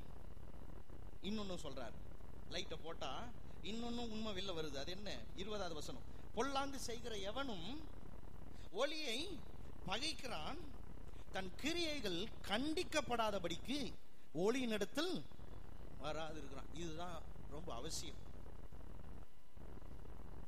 3 சொன்னேன். இயேசு வந்த பிறகு, லைட்டை போட்ட பிறகு, உலகம் பொல்லாததும் மனுஷன் கிரியை பொல்லாததென்றும் வெளிச்சமாக்கிட்டார். 2வது, மனுஷன் விரும்பிதான் இதெல்லாம் செஞ்சுன்னு இருக்கிறான்றதையும் காட்டிட்டார். ஏன்னா நிறைய பேர், எனக்கு நான்லாம் இதெல்லாம் செய்வேன் நினைச்சே பார்க்கலங்க, எப்படி இதுல மாட்டினே தெரியாதுங்க, ஃபோன் பண்ணி கூப்பிட்டான் பாருங்க, மச்சான் வரியா அப்படின்னு கூப்பிட்டான். இவன் ஃபோன் பண்ணி இவன் வீட்டுக்கு படிக்கிறேன்னு சொல்லிட்டு வர மச்சான் அப்படின்னு இவன் சொன்னான். பைக்கில் பெட்ரோல் இல்லைன்னா உடனே அப்பா பைக்கில் இருந்து பெட்ரோல் எடுத்து அதில் கொஞ்சம் போட்டு, படிக்கிறதுக்கு தானே பையன் போறான்னு சொல்லி அப்பாவும் பெட்ரோலை போட்டு கொடுத்து, நல்லா இருக்குல்ல கதை எழுதலாம் போகுது. உதாரணத்துக்கு சொல்றேன், இது எங்கேயோ நடந்திருக்கலாம், வாய்ப்பு உண்டு. அவங்க என்ன நினைச்சிருப்பாங்க, இது படிக்க தானே போகுது. முன்னெல்லாம் டியூஷனுக்கு அனுப்புனா இலக்காரமா பார்ப்பாங்க. டியூஷனுக்கா போறீங்க, உங்க பையனை டியூஷனுக்கு அனுப்புறீங்க. இன்னைக்கு டியூஷன் போலன்னா இலக்காரமா பாக்குறாங்க. வீட்டில் வச்சிருக்கிறீங்க, வீட்டில் படிச்சிருவீங்களா அப்படின்றாங்க. நாங்க படிக்கும் போதெல்லாம் டியூஷனுக்கு போனா இலக்காரமா பார்ப்போம். அதே மாதிரி படிக்க போறான்னு சொல்லி ஆசைப்பட்டு அனுப்பி வச்சு, காசை கொடுத்து இதை கொடுத்து அனுப்பி வச்சா அவன் போய் அங்க எல்லாம் பண்றான். நம்ம ஆளுங்க என்ன நினைச்சிட்டாங்க, இதெல்லாம் ஏதோ மாட்டிக்கிட்டான், ஏதோ சிக்கிட்டான். கிடையாது. He loves to sin. விரும்பிதான் செய்கிறான். ஒரு மனுஷன் பாவம் செய்யறானா விரும்பிதாங்க செய்யறான். என்னைக்குமே ஏமாந்துடாதீங்க, விரும்பிதான் செய்யறான். அதனால தான் வேதம் சொல்லுது, உலகத்தின் ஆசையும் அதன் இச்சையும் ஒளிந்து போகும், கர்த்தருடைய சித்தத்தின்படி, அதாவது கர்த்தருடைய ஆசைக்காக வாழ்கிறவன் என்றென்றைக்கும் நிலைத்திருப்பான்னு சொல்லியிருக்கு. உலகத்தின் ஆசைக்காக வாழ்றவன் தான் வாழ்க்கை அழிஞ்சு போறதை தான் பார்ப்பான். அவனுடைய வாழ்க்கை அழியறதும் அவன் வாழ்க்கை நாசமாகிறதும். ஏன்னா அந்த ஆசை அழிக்கிறதுக்கு மாத்திரம்தான் ஆசை. அது வெறும் அழிக்கிற கருவி. இந்த உலகத்தின் ஆசை வெறும் சரீரத்தையும் வாழ்க்கையும் எல்லாத்தையும் அழிக்கிறதுக்கு மாத்திரம்தான் அது ஒரு கருவியா இருக்குது. ஆனா கர்த்தருடைய ஆசை, கர்த்தருடைய சித்தம், இந்த உறுப்பு, இந்த இதய துடிப்பு, இது உள்ள இருக்கிற ஒவ்வொரு செல்லும், ஒவ்வொரு ஓட்டமும், ஒவ்வொரு ரத்தமும், ஒவ்வொரு சரீரத்தின் ஒவ்வொரு கூறுகளும் கடவுள் அவர் ஆசைக்காகவே வச்சிருக்கிறான்னு கண்டுபிடிச்ச ஒரு மனுஷன் என்ன பண்ணுவானா, நித்திய காலமா வாழ போறான். அவனுக்கு அழிவு இல்லை, அவன் என்றென்றைக்கும் நிலைத்திருப்பான். ஏன்னா அவனுக்கு வேற ஒரு ஆசை, உன்னத ஆசை இருக்குது. அதனால தான் பாருங்க, இயேசு அவரை கொன்னு அடக்கம் பண்ணி போட்ட கூட, மரணமே உன் கூர் எங்கே, பாதாளமே உன் ஜெயம் எங்கேன்னு எழுந்து வந்தார். ஏன்னா கடவுளுடைய சித்தத்தை செஞ்சவரை அழிச்சு வச்சிட முடியாது பாருங்க, அடக்கி வச்சிட முடியாது பாருங்க. அவர் என்றென்றைக்கும் வாழக்கூடியவரா இருக்கிறார். அவரே சொன்னார் பாருங்க, இதோ சதா காலமும் உயிரோடு இருக்கிறேன். ஏன்னா கடவுளுடைய சித்தத்தை செய்யற ஒரு மனுஷன், அவனுக்கு சாவு கூட பெருசே கிடையாது. அதனாலதான் இயேசுடைய சீஷர்கள் கண்டுபிடிச்சாங்க. சாவுக்கு பயந்து கதவை மூடிட்டு உள்ள உட்கார்ந்தவங்க கண்டுபிடிச்சாங்க, அழைச்சை மனுஷ சித்தத்துக்காக வாழ்றவன் தான் இப்படி பயந்து உட்காரணும்னு சொல்லிட்டு கதவை திறந்து உலகம் எங்கும் போனாங்க. என்ன அடிச்சாலும் கொன்னாலும் பரவாயில்லன்னு போய் உலகம் எங்கும் போய் கடவுளுடைய சித்தத்தை செஞ்சாங்க. அப்படிதான் நம்மையும் வச்சிருக்கிறார் ஆண்டவர். ஒரு காரியம் என்னன்னா, இயேசு வந்த பிறகு லைட் போட்டது போல, லைட் போட்டா என்ன ஆகுது, விரும்பி செஞ்சுன்னு இருக்கிறான். விரும்பி செஞ்சுன்னு இருக்கிறது மாத்திரம் இல்ல, பகைச்சிட்டு செஞ்சிட்டு இருக்கிறான். கடவுளை பகைச்சிட்டு செஞ்சிருக்கிறான். சரி, பகைச்சிட்டு மாத்திரமா செஞ்சுன்னு இருக்கிறான். 20வது வசனத்துல இப்படி சொல்லுது. என்ன சொல்லுது? அவன் ஏன் இயேசு கிட்ட வரமாட்டானா? கண்டிக்கப்படக்கூடாதுன்னு வரமாட்டானா? கண்டிக்கப்படக்கூடாதுன்னு வரமாட்டான். அவன் செய்யற தீமை தவறெல்லாம் கண்டிக்க கூடாது, என்ன வந்தா கண்டிக்க கூடாதுன்னு வரமாட்டான். அப்படிதானே சொல்லி இருக்கிறாரு. அவனுடைய பொல்லாங்கை அவர் கண்டிப்பாருன்னு வரமாட்டான். இயேசுவை ஏற்றுக்கொள்ற ஒரு மனுஷனுடைய ரியாலிட்டியை சொல்றேன். இயேசுவை ஏற்றுக்கொள்ளும் போது அவங்களுடைய ரியல் நிஜ நிலை என்னன்றத சொல்றேன் கேட்டுக்கு. இப்படி சந்திச்சிருக்கிறீங்களா இயேசுவை? இதுதான் கிறிஸ்தவ ஜீவியத்தின் ஆரம்பம். இயேசுவை ஏற்றுக்கொள்வது இது வேற. கோயிலுக்கு வரலாம், நீங்க ஞானஸ்நானம் எடுத்திருக்கலாம், ஒரு சபையோடு தொடர்பு இருக்கலாம், ஒரு போதகரோடு தொடர்பு இருக்கலாம். இதுக்கும் கிறிஸ்தவத்துக்கும் சம்பந்தமே கிடையாது. It has nothing to do with Christian life. அதெல்லாம் நல்ல காரியம்தான், ஆனால் it has nothing to do with Christian life. It is something better. இதை விட மேலானது தான் கிறிஸ்தவ ஜீவியம். இயேசுவை அவன் முகமுகமா சந்திக்கிறான், அவர் கண்ணுக்கு முன்ன நிற்கிறான். இயேசுவை ஏற்றுக்கொள்ளும் போது he comes face to face with Jesus. இயேசுக்கு முன்ன வந்து நிற்கிறான். சகேயுவை பார்த்து சொன்னார், நீ இறங்கி வா, நான் உன் கூட தங்கணும், நீயும் நானும் மீட் பண்ணணும். I want to meet you right now. இப்பவே இறங்கி வா, உன் கூட நான் தங்கணும், உன்னும் நீயும் நானும் ஒன்னா இருக்கணும், வா. இதுதான் கிறிஸ்துவை சந்திக்கிறது. ரட்சிப்பு இதுதான், இதுதான் ரட்சிப்பு. இதெல்லாம் தெரியாம ஞானஸ்நானம் எடுத்தான் அப்போ, இதெல்லாம் தெரியாம கோயிலுக்குள்ளதான் உட்கார்ந்து இருந்தேன், தெரியல அப்போ. நல்ல வேலை விளங்க வச்சது கர்த்தருடைய கிருபை. இந்த கால வேளையில இதெல்லாம் உங்களுக்கு சொல்லிட்டு இருக்கிறேன் பாருங்க, தயவு செய்து கேளுங்க. இது அவரை முகமுகமா சந்திக்கப்படுகிற ஒரு வேலை தான் இயேசுவை ஏற்றுக்கொள்ற வேலை. ஏன் கோயிலுக்கு வரேன்? அந்த சந்திப்பை இன்னும் இன்க்ரீஸ் பண்ணிக்கிறேன், இன்னும் அதிகரிச்சுக்கிறேன். கிறிஸ்தவன் சொல்லி கோயிலுக்கு வரல, ஞாயிற்றுக்கிழமை கோயிலுக்கு வரல. எனக்கு ஒரு நாள் ஒரு சந்திப்பு கிடைச்சது, அந்த சந்திப்பை ஒவ்வொரு நாளும் அவரோடு வச்சிருக்கிறேன்.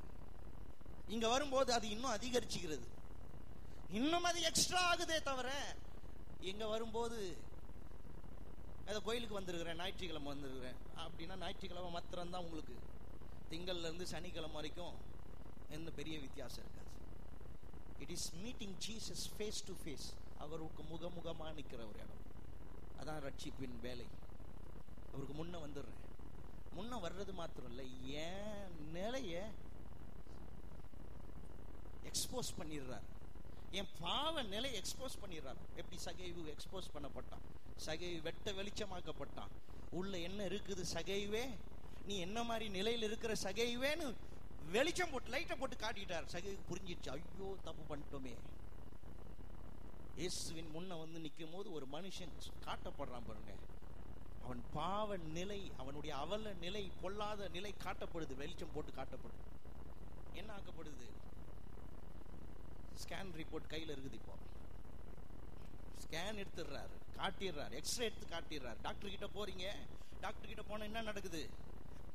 உள்ள என்ன பிரச்சனை, உள்ள என்ன பிரச்சனை, அதுக்கப்புறம் தான் தீர்வு. தீர்வு எதுக்கு கொடுக்கணும்னு இயேசு. ஏன் நீங்க நிறைய பேர் இயேசுவே யாருன்னே தெரியாம இருக்கிறாங்க, அவர் யாருன்னே விளங்கிக்காம இருக்கிறாங்க. அவர் சுகம் கொடுக்க வந்தவர் இல்ல, அவர் சுகம் கொடுக்க வந்தார் நினைச்சுட்டு. அவர் வந்து வெறும் சுகத்தை கொடுக்கறதுக்கு வரலங்க. அவரு ஒண்ணு பண ஆசீர்வாதத்தை கொடுக்கறதுக்கு வரல. நிறைய பேர் அதுக்கு தான் வச்சிருக்கிறாங்க இயேசுவை. He did not come for that purpose. அதை விட மேலான நிலைக்கு வந்தார். இந்த ஏழையா, இந்த வியாதிக்காரனா, இந்த சாபத்தில் இருக்கிறவனா, இந்த பாவத்தில் இருக்கிறவனா மாத்தின என்ன, அந்த வேற கண்டுபிடிச்சு அழிக்கிறதுக்காக வந்தார் அவர். இன்னைக்கு பணம், நாளைக்கும் பணம், நாளைக்கும் பணம், இன்னைக்கு சுகம், நாளைக்கும் சுகம், ஒவ்வொரு நாளும் சுகம். என்னை எது வியாதி ஆக்குதுன்றதை கண்டுபிடிச்சு கொடுக்க வந்தார். என்னை எது பாவி ஆக்குது, என்னை எது கடவுளுடைய கோபத்துக்கு ஆளாக்குது, என்னை எது சாபமாக்குது, என்னை எது தோல்வி பெறுகிறவன ஆக்குது, என்னை எது இந்த மாதிரி நிலைக்கு ஆக்குதுன்ற அந்த வேற ஸ்கேன் போட்டு காட்ட வந்தார். அதைத்தான் சகைவுக்கு காட்டினார். சகைவே, நிறைய சம்பாதிச்சா நல்லா இருக்கலாம்னு நினைக்கிறியே, நிறைய சம்பாதிச்சு ஊர்ல இருக்கிற அத்தனை பேருடைய சாபத்தை மட்டும் தான் வாங்கி வச்சிருக்கிறேன்னு காட்டினார்.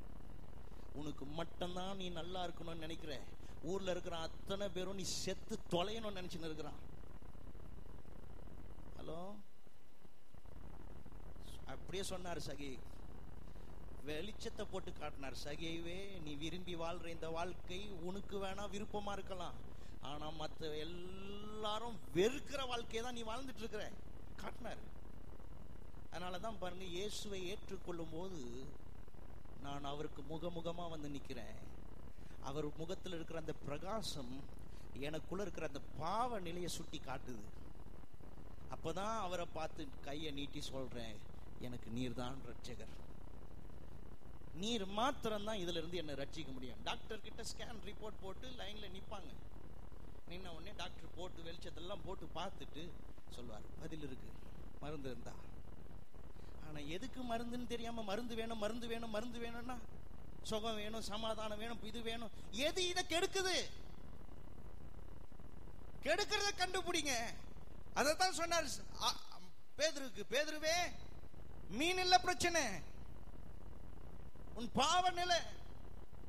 சகைவே நல்லா வாழணும்னு நினைக்கிறது தப்பு இல்ல, ஆனா இந்த பாவ நிலையில இருந்துகிட்டு நல்லா வாழ முடியாது. காட்டினார் அன்னைக்கு. இன்னைக்கு கூட பாருங்க, இந்த கால வேளையில ஒவ்வொருத்தரும் இயேசுவின் முகத்துக்கு முன்னா வந்து நிக்கணும் பாருங்க. அப்படி வந்து நிற்கும் போது தங்களுடைய வாழ்க்கையில எது பிரச்சனைன்றதை கண்டுபிடிச்சு அதை கண்டிக்கிறதுக்கு, ஏன் கண்டிக்கப்படுறதுக்கு வரமாட்டாங்கன்னா அவங்க அதை விரும்புறாங்க. அதனாலதான் ஏன் இயேசுவை ஏற்றுக்கொள்ள மாட்டாங்க, ஏன் ஜனங்க இயேசுவை ஏற்றுக்கொள்ள மாட்டாங்க, ஏன் இயேசு வேணான்றாங்க, இயேசு எதுக்கு தேவையில்லைன்றாங்க. ஏன்னா இயேசுக்கு முன்னாடி வந்தா உலகம் எவ்வளவு பொல்லாததுன்றத வெளிச்சம் போட்டு காட்டிடுறாரு. நான் யாரு, என் நிலை என்னன்றதை காட்டுறாரு. அதனாலதான் எவ்ரிடே கண்ணாடி முன்ன நிக்கிறது போல இயேசுக்கு முன்னாடி நிக்கணும். எப்படி கண்ணாடி முன்ன நின்னா என்ன பாருங்க, என் உறுப்புல எல்லாத்தையும் பார்த்துடலாம். நானே பார்த்துருவேன் பாருங்க, என் முகத்துல இருந்து எல்லா சரீரத்துல எல்லா அவைங்களும் பார்த்துலாம். என்ன யாருன்னு காட்டக்கூடிய என் முகத்தை என்னால பார்க்க முடியல. அதுக்கு ஒவ்வொரு முறையும் கண்ணாடிக்கு போக வேண்டியதா இருக்குது. என்னை யாருன்னு பார்க்கறாங்களே, என் முகத்தை வச்சு அடையாளம் கண்டுபிடிக்கிறாங்களே, இந்த அடையாளத்தை கொடுக்கக்கூடியத இன்னொரு ஒன்றை வச்சுதான் என்னால பார்க்க முடியுது. என்னால இப்ப பார்க்க முடியாது என் முகத்துல என்ன இருக்கு, ஏது இருக்குது, என்ன இருக்குது. சில நேரத்துல உதவி செய்யறாங்க, இங்க ஏதோ ஒட்டி இருக்கு பாருங்க. ஒருத்தவங்க அப்படிதான் சொன்ன, ஒட்டி இருக்குது. அவங்க சொன்னாங்க அது பருங்க என்னாங்க. பருவோ, சரி விடுது. சிலருக்கு பூச்சி மாதிரி உட்கார்ந்து இருக்கும் பெருசா. நமக்கெல்லாம் காட்டுறாங்கல்ல, உங்க முகத்துல எது இருக்குது, ஏன் அப்படி வச்சிருக்கிறீங்க, ஏன் இப்படி வச்சிருக்கிறீங்கன்றாங்கல்ல. கண்ணாடி முன்ன போய் நிற்கும் போது அதை கூட யாரும் சொல்ல தேவையில்லை, ஏன்னா அது டக்கு டக்குன்னு சரி பண்ணிடுறோம். கண்ணாடி முன்ன நின்ன உடனே அவ்வளவு ரெக்கவர் ஆயிடுது, ரெஸ்டோர் ஆயிடுது, கிளியர் ஆயிடுது. அதைத்தான் இயேசுக்கு முன்ன நிக்கிற ஒரு மனுஷன் தன்னை பார்த்து யாரும் குறை சொல்ல வைக்க விட மாட்டார். அவருக்கு முன்ன ஒரு மனுஷன் நின்ட்டானா அவரை பார்த்து என்னையா இப்படி வாழ்ந்துன்னு இருக்கிற, இப்படி இருக்கிற, அப்படி இருக்கிற. ஏன்னா இயேசுக்கு முன்ன இருந்தா அவர் அந்த குறைகளை சுட்டி காட்டுறது மாத்திரம் இல்ல, அந்த குறைகளை நிறைவாக ஆக்கிடுறார் அவர். ஹல்லேலூயா. குறைய மாத்திரம் சொல்றது இயேசுடைய வேலை இல்லை. அதான் நிறைய பேர் பாதி பிரசங்கம் தான் பண்றாங்க. பாதி பிரசங்கம் என்ன தெரியுமா, குறை சொல்றது மாத்திரம். நீ இப்படி வாழ்ந்து கொண்டிருக்கிறாய், நீ இதை செய்து கொண்டிருக்கிறாய், நீ இப்படி போய் கொண்டிருக்கிறாய், அப்படி போய் கொண்டிருக்கிறாய், இதான் சொல்லின்னு இருக்கிறாங்க. சரியா, இதை போயின்னு இருக்கிறானே, இதுக்கு என்ன தீர்வு?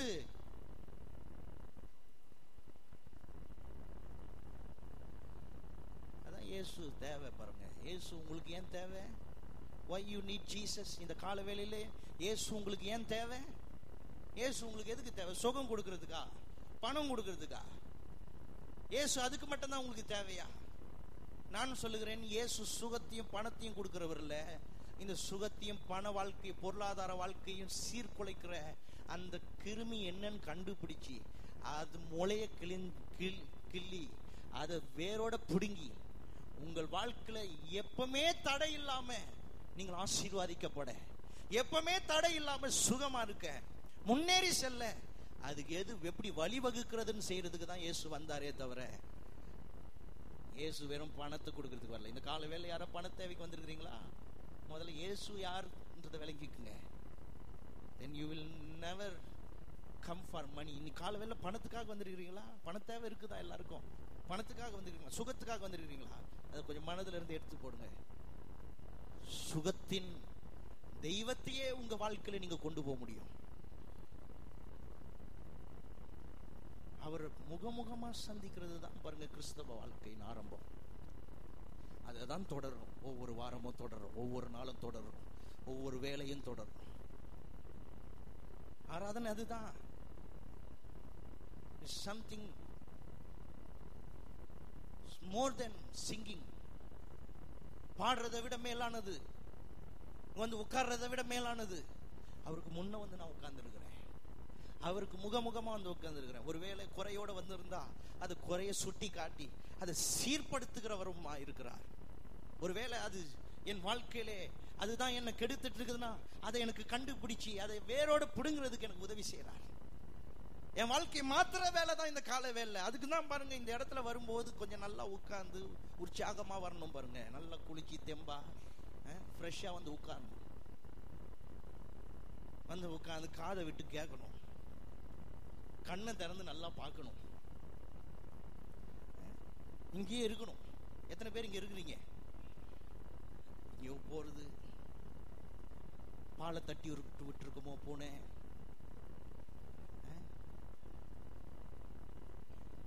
சிக்கன் செய்யலாமா, மட்டன் செய்யலாமா? சோறு தான், எப்ப பார்த்தாலும் சோறு. தாம்பரம் போலாமா, துணி துவைக்கலாமா, கோயிலில் உட்காந்து பிளான் போட்டு உட்காந்து இதான் திட்டம். யாரை சந்திக்கலாம்? இப்போ வேற போன் கிரு கிருன்னும், மச்சான் வந்துடுறேன்டா, இன்னும் முடிக்கல, முடிச்சா ஒன்னும் வந்துடுறேன். முடிஞ்ச உடனே வீட்டுக்கு போக மாட்டாங்க பாருங்க. எப்படி போவீங்கன்னு கேட்டேன். அப்படி இப்படி இப்படி போவேன்றாங்க. வீடு இப்படி இருக்குது, நேராக வீட்டுக்கு போறது இல்லை. எங்கடா போய் தெருல நிற்கிறது, எங்கடா போய் சுத்துறது. வீட்டில் போயிட்டு வீட்டில் மனைவியோட பிள்ளையோட உட்கார்றது கிடையாது, எங்கெங்கயோ போறது. இங்கேயே உட்காந்துங்கன்னு பிளான் இருக்கும். திருச்சிக்கு போலாமா? அதனால்தான் இயேசு சொன்னார் பாருங்க, காதுள்ளவன் கேட்க கடவன்னார். இன்னைக்கு சொன்னார்னா கண்டிப்பா இதை சொன்னதுக்காகவே கோச்சிங் போயிருப்பாங்க பாருங்க. அன்னைக்கு சொன்ன வார்த்தை வந்து என்ன, காது இருக்குதுன்னா கேளுன்றாங்க.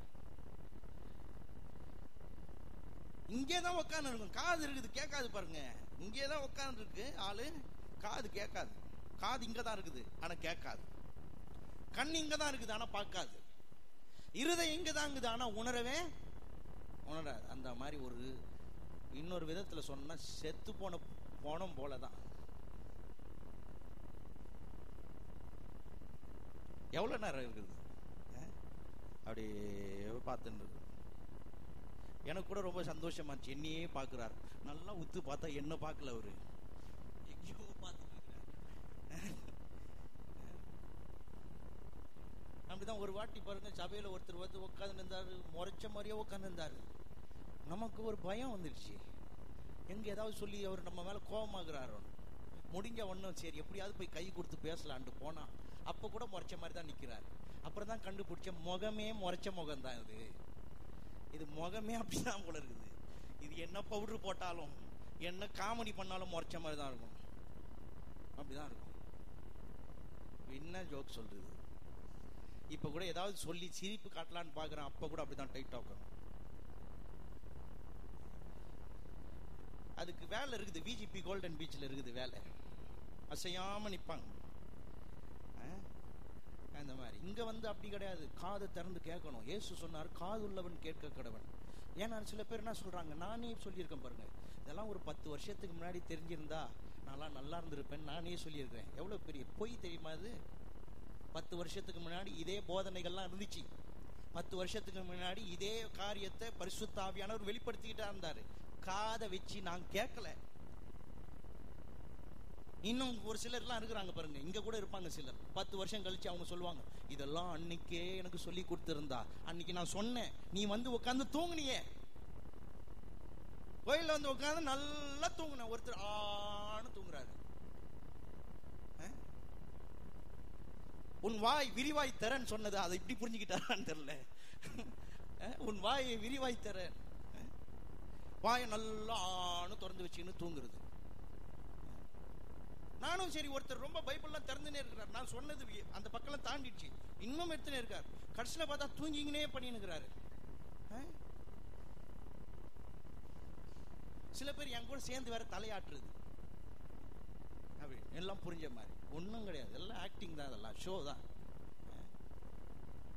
இயேசு சொன்னார், காதுள்ளவன் கேட்க கடவுள். என்ன சொன்னார் தெரியுமா? காது இருந்தா இப்பயே கேட்டுக்கோ, சொல்லும் போதே கேட்டுக்கோ, இப்பவே கேட்டு சேகரிச்சு வச்சுக்கோ. நாளைக்கு எனக்கு சொல்லலன்னு சொல்லாத.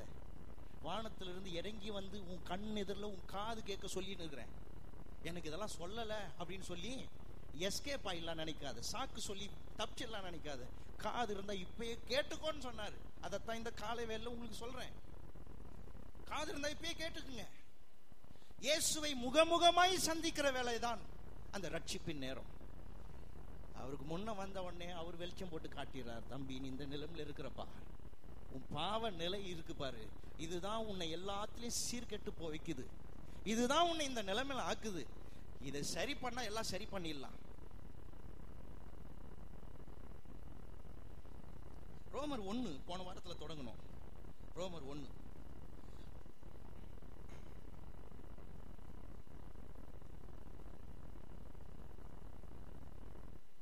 18. சத்தியத்தை அநியாயத்தினாலே அடக்கி வைக்கிற மனுஷர். பவுல் காஸ்பலை ஸ்டார்ட் பண்றார். எப்பவுமே பாருங்க, ஒரு பிரசங்க யார் தன் இந்த உலக பிரச்சனைகளை எடுத்து சொல்லணும் பாருங்க. எங்களுக்கு இதை சொல்லி கொடுத்துருக்குறாங்க, படிச்சிருக்கிறேன். எனக்கு போதித்த போதகர் வந்து இதை நல்லா சொல்லி கொடுத்துருக்கிறார். ரெண்டாவது, படிச்சிருக்கிறேன், நிறைய புத்தகங்கள்ல படிச்சிருக்கிறேன். இந்த மாதிரி காரியங்கள்லாம் திட்டமா சொல்லியிருக்கிறாங்க. இந்த உலகத்தின் நிலை என்னன்னு, ஏன் மனுஷன் இப்படி இருக்கிறான்றத சொல்லியிருக்கிறாங்க. மூணாவது, பரிசுத்த ஆவியானவரும் உதவி செஞ்சிருக்கிறார். இந்த நிலை என்ன அப்படி முதல்ல நான் யாருன்றதை விளங்க செஞ்சார். அப்புறம் தான் மற்றவங்களாம். இந்த போதகர் போதித்ததும் புத்தகத்தை படித்ததும் பரிசுத்த ஆவியானவர் சொன்னதும் என்ன பத்தி தான், யாரை பத்தி சொன்னாரோ இல்லை, இந்த உலகத்தின் நிலை, இதுல வாழ்ந்துட்டு இருக்கிற என் நிலை என்னன்னு எனக்கு சுட்டி காட்டினார். அப்புறம் தான் விளங்குச்சு, ஐயோ எப்படிப்பட்ட ஒரு பொல்லாத உலகத்துல, பொல்லாத நிலையில, பொல்லாத வாழ்க்கையை வாழ்ந்துட்டு இருக்கிறன்றதை கண்டுபிடிச்சேன். பவுலும் காஸ்பல் பிரீச் பண்றாரு. இந்த ரோம புஸ்தகம் அருமையான புஸ்தகம். அதுல ஒரு பகுதியை எடுத்து சொல்றாரு, the condition of the world, உலகத்தின் நிலை என்ன. அப்ப சொல்லும் போது சொல்றாரு, சத்தியத்தை அநியாயத்தினாலே அடக்கி வைக்கிற மனுஷன். மனுஷன் என்ன பண்றானா? சத்தியத்தை அடக்கி வைக்கிறான், சத்தியத்தை பின்ன வைக்கிறானா. ஒரு மொழிபெயர்ப்பு சொல்லுது, he puts truth behind himself. சத்தியம் என்னன்னு தெரியும், என்ன பண்ணணும்னு தெரியும், என்ன பண்ணணும், கடவுள் என்ன பண்ணணும்னு வச்சிருக்கிறார், என்ன பண்ணணும் எல்லாம் தெரியும், எது நியாயம், எது நீதி, எது சரி எல்லாம் தெரியும். But he puts behind. அங்க வாசித்தோம், அவன் அதை விரும்பி செய்யறான், அவரை பகைச்சி செய்யறான். அவர்கிட்ட வராததுக்கு மெயின் காரணமே என்னன்னா, அவர் கண்டிச்சிருவார்ன்றதுக்காகத்தான். அவனுடைய பழைய பாவ நிலையை எடுத்து சுட்டி காட்டிடுவார்ன்றதுக்காகத்தான். சுட்டி காட்டப்பட்ட அடுத்து என்ன, அவனை திருத்திர போறாருன்னு அர்த்தம். ஆனா என்ன ஆகுது, அவன் திருந்த விருப்பம் இல்லை. ஆகவே என்ன சொல்றான், என்ன சுட்டி காட்டாத, நான் வரல உங்ககிட்டன்னு சொல்லி உலகத்துல பாதி கூட்டம் அப்படிதான் சுத்திட்டு இருக்குது. என்ன, அவர்கிட்ட அதுதான் மெயினே, அதான் மெயின். இந்த கடவுள் இல்லைன்னு சொல்ற ஆட்கள் கூட பாருங்க, என்ன வேணா பண்ணுவாங்க. ஆனா அவர் இல்லைன்னு சொல்லிட்டா அர்த்தம் என்ன, என்ன நியாயம் தீர்க்கிறதுக்கு ஆள் இல்லைன்றாங்க. நான் அதெல்லாம் சொல்றேன். முதல்ல இதை கவனிங்க. சத்தியத்தை எடுத்து பின்னாடி வச்சிடறான். he puts behind. எனக்கு தேவையில்லை, என் முன்ன எனக்கு என்ன இருக்குதோ, அது எனக்கு என்ன விருப்பமோ, எனக்கு என்ன ஆசையா தான் செய்வேன். அப்படி செய்யறது மாத்திரம் இல்ல, அடக்கி வைத்தது மாத்திரம் இல்ல, அவபக்தி, கடவுளை அவமதிக்கிறது. அவபக்தினா கடவுளை அவமதிக்கிறது, கடவுளுடைய நாமம் அவமதிக்கப்படுகிற விதத்துல வாழ்றது. இதெல்லாம் பாருங்க, இது உலகத்துல நடக்குது. கடவுளை அவமதிக்கிறது. அதனால தான் சபைக்குள்ள இதை ஏன் போதிக்கிறோம் தெரியுமா? நிறைய பேர் என்ன நினைக்கிறாங்க, இதெல்லாம் வெளியில நடக்கிறது. இல்லைங்க, கிறிஸ்தவன் என்ற ஒரு வேஷம் தரிச்சிட்டு இருக்கிறவனுக்கு இது ப்ராப்ளம். ஏன்னா ஒரு காலம் நானும் ஒரு கிறிஸ்தவன்ற போர்வையை போத்திக்கிட்டு நின்று இருந்தேன். அப்புறம் தான் புரிஞ்சு, இந்த போர்வை இல்லை, நிஜமான கிறிஸ்தவனா மாறுறது என்னன்னு கத்துக்கிட்டேன். அதான் இங்க சொல்லி இருக்குது. பவுல் சொல்றாரு, அவபக்தி, இந்த உலகத்துல அவபக்தி நிறைந்திருக்கிறது. சத்தியத்தை பின்னாடி வைக்கிற உலகம், அவபக்தியால் நிறைந்த உலகம். கடவுளை எவ்வளவு படுத்த முடியுமோ படுத்தி வச்சிருக்கிறாங்க பாருங்க. எல்லாம் பாக்குறோம் நாம. கடவுளை எவ்வளவு அற்பமா பண்ணணுமோ, எவ்வளவு கேவலப்படுத்தணுமோ அதுக்கெல்லாம் வச்சிருக்கிறாங்க. அநியாயம். அடுத்து சொல்றாரு அநியாயம். அநியாயம்னா என்ன? நியாயமான எந்த ஒரு வழிக்கும் விரோதமானது, சட்டத்தை உடைக்கிறது, சட்டத்தை மீறுறது, எதிர்க்கிறது. சட்டத்தை எதிர்க்கிறது அநியாயம். கடவுள் ஏற்படுத்தின சட்டம் மாத்திரம் அல்ல, கடவுளால வைக்கப்பட்ட அரசாங்கம் அந்த மாதிரி சட்டங்களையும் உடைக்கிறது. அதான் சொல்றாரு, இந்த மாதிரி அவபக்தி அநியாயம் இதெல்லாத்துக்கும் தேவன் என்ன பண்ணிருக்கிறாராம்? கோபப்பட்டாராம்.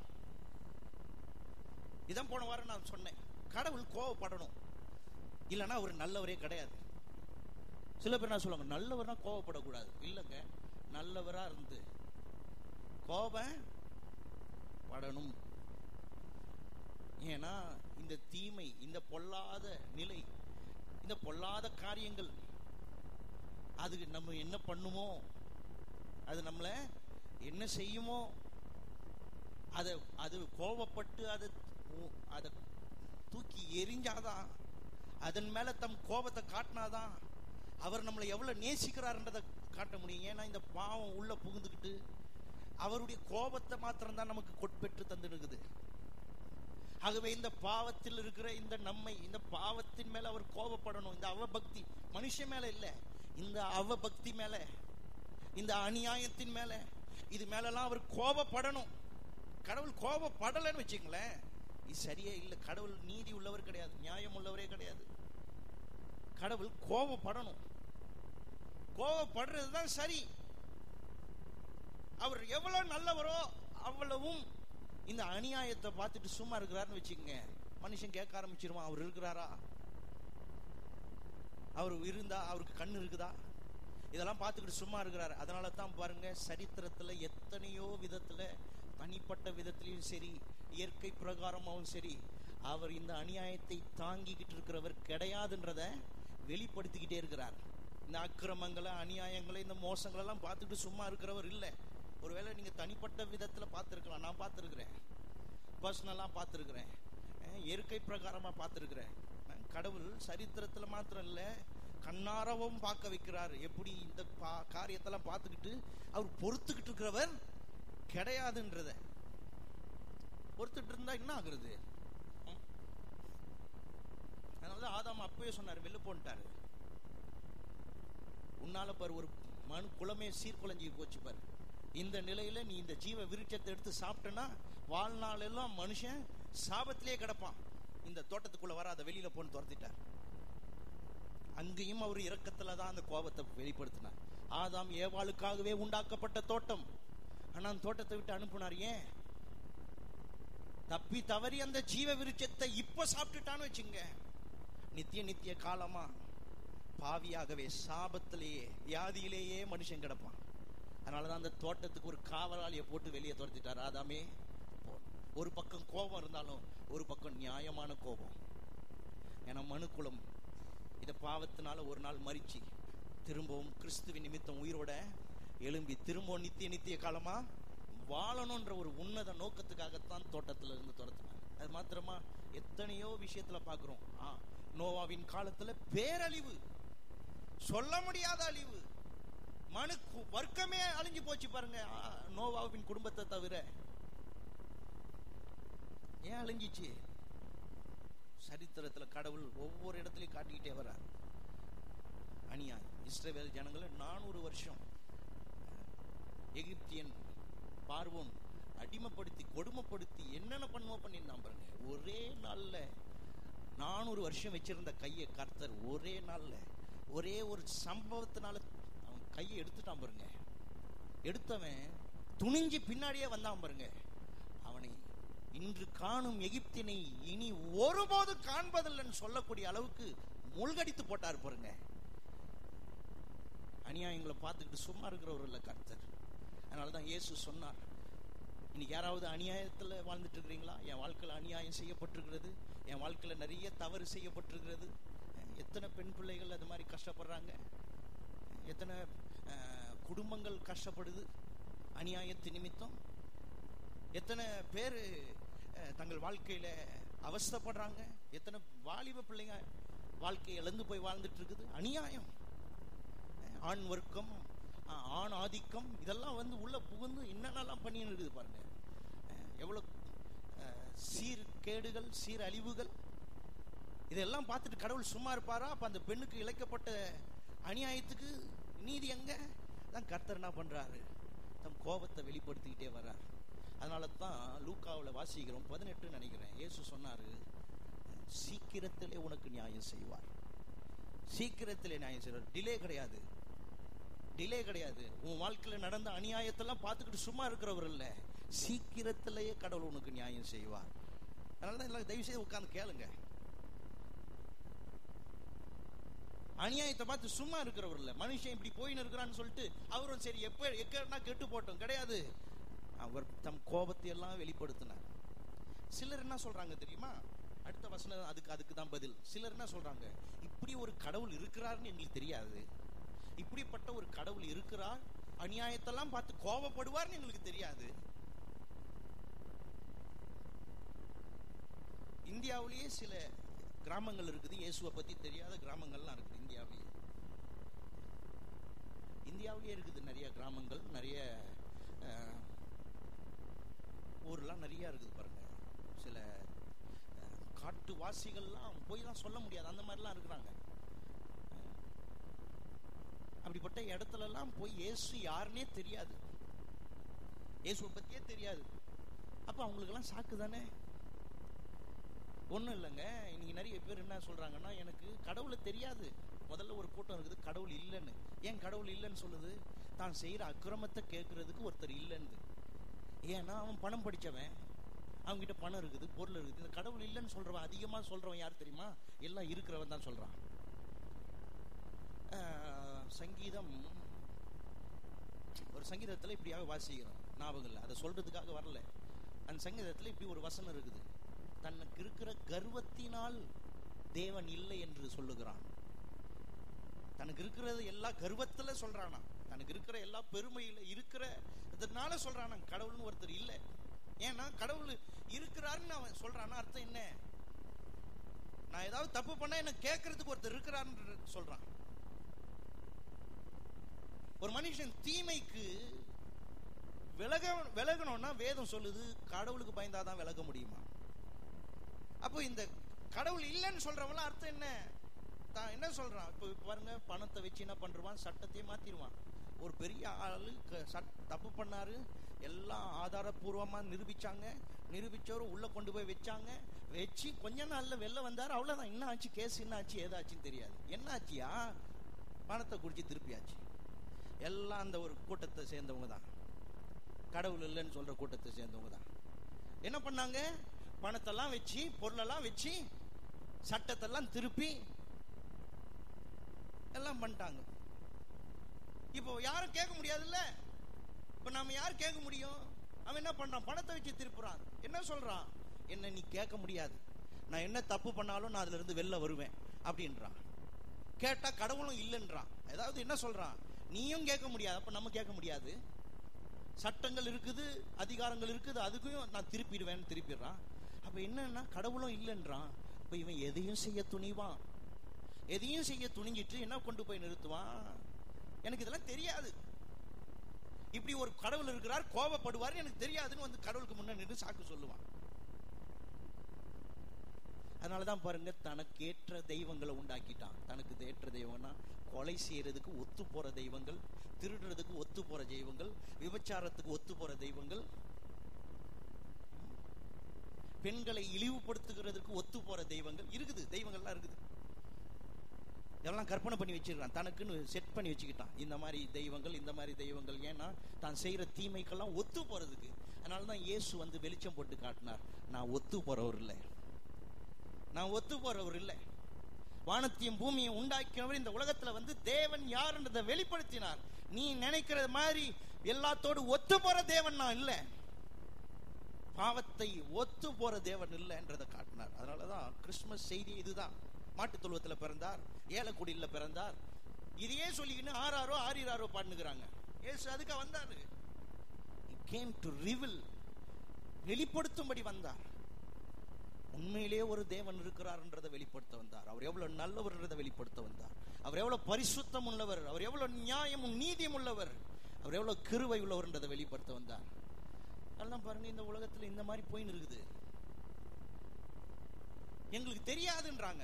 தெரியாதவங்களுக்கு பவுல் சொல்றார், கடவுள் கோபப்படுவார்னு தெரியாம இவங்க எல்லா அட்டூழியமும் பண்றது.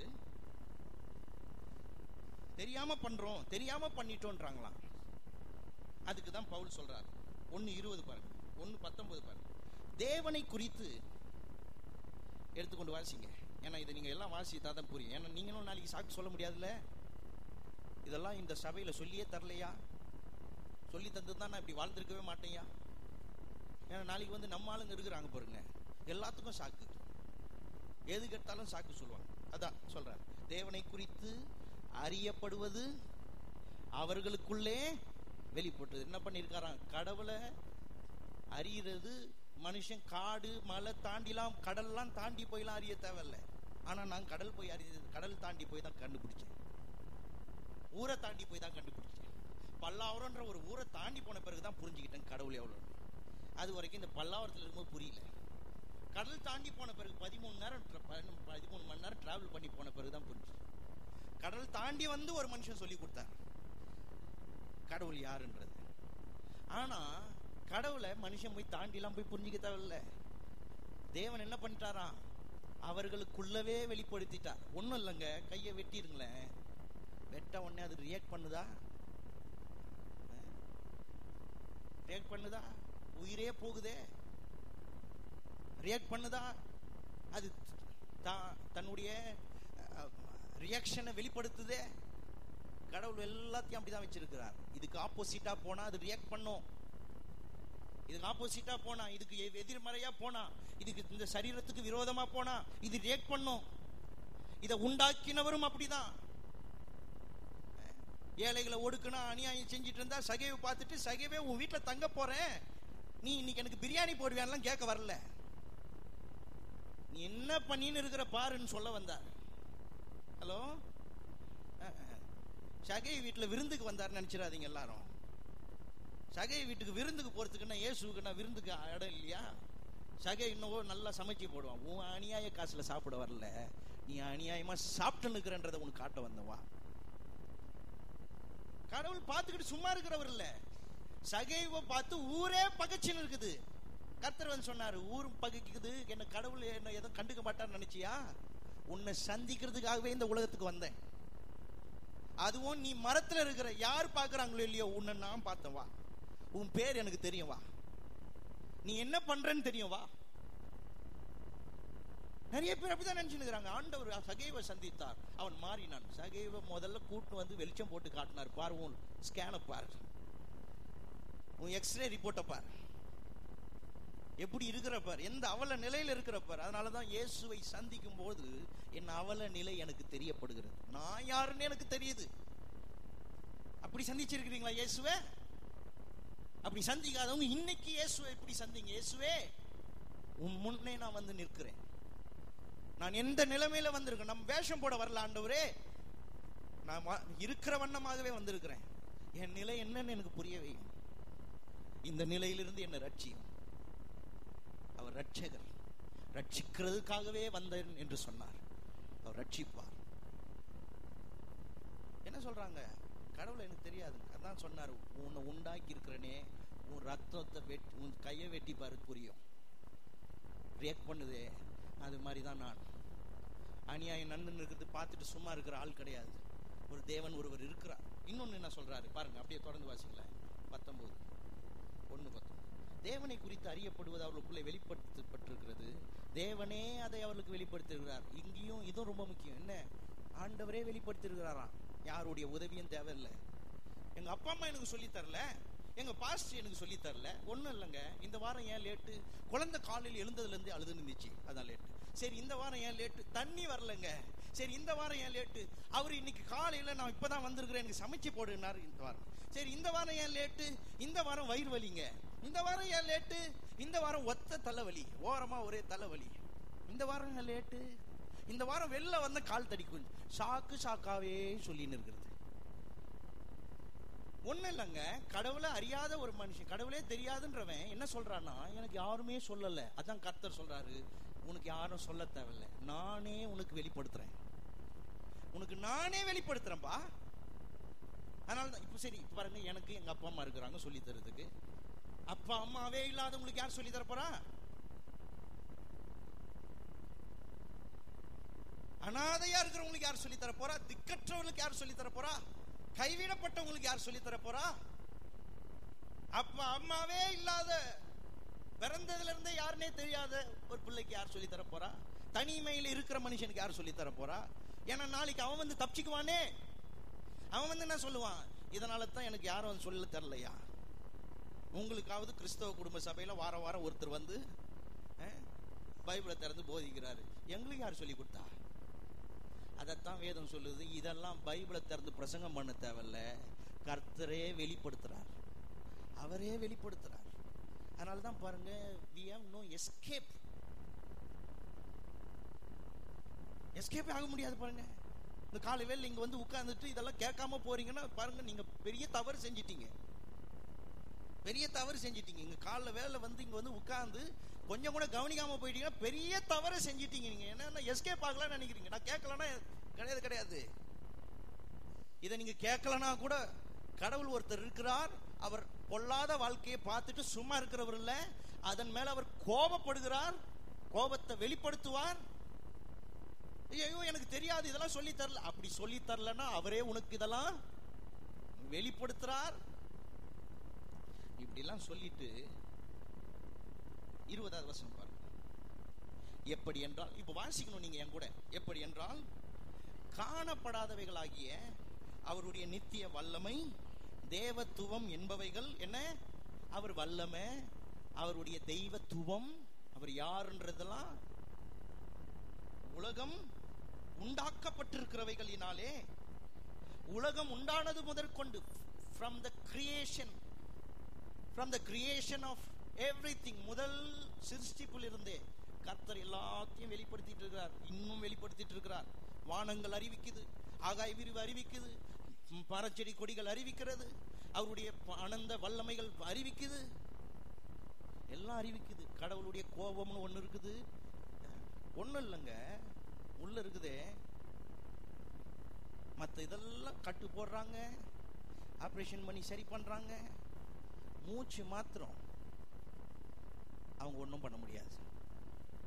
ஆக்சிஜனை வச்சு வேணா ஒரு வாட்டி ஏமாத்தலாம், ஆனா மூச்சு மட்டும் உண்மையா ஓடணும்னா அங்க ஒருத்தர் அதை தங்கு தடை இல்லாம, எந்த கோபமும் இல்லாம அவர் அதை வச்சிட்டு இருக்கிறதுனால தான் காலையில் எழுந்தோம், நிம்மதியா இங்க வந்து உட்கார்ந்து இருக்கிறோம்.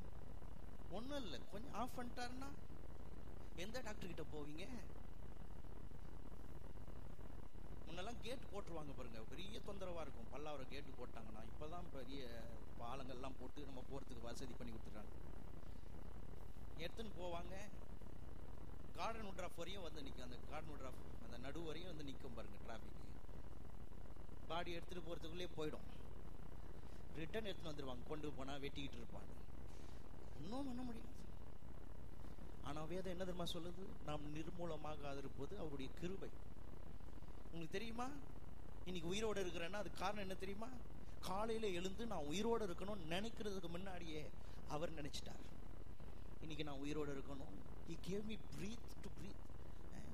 எனக்கு நல்ல சுவாசத்தை கொடுத்திருக்கிறார், நல்ல காத்து கொடுத்திருக்கிறார், இன்னைக்கு நல்ல எண்ணங்களை கொடுத்து நல்ல வாழ்க்கையை கொடுத்திருக்கிறார். இதெல்லாம் நினைச்சு பார்க்கும்போது காலையில உட்காந்து மூஞ்சி தூக்கி வச்சு உட்காந்துக்குது. காலையில இருந்து பவுடரை போட்டு மூஞ்சி தூக்கி வச்சு உட்காந்து, அது எதுக்கு பவுடர் போட்ட? நீ அப்படியே வர வேண்டியது தானே. இல்ல பவுடர் வேற, சென்ட் வேற, இதுல நல்ல புடவையை வேற எடுத்து கட்டிக்கிறது, இதுல நல்ல ட்ரெஸ்ஸுங்களை வேற எடுத்து மாட்டி, அப்ப மூஞ்சி தூக்கி வச்சு உட்காரத்துக்கு உனக்கு எதுக்கு இதெல்லாம்?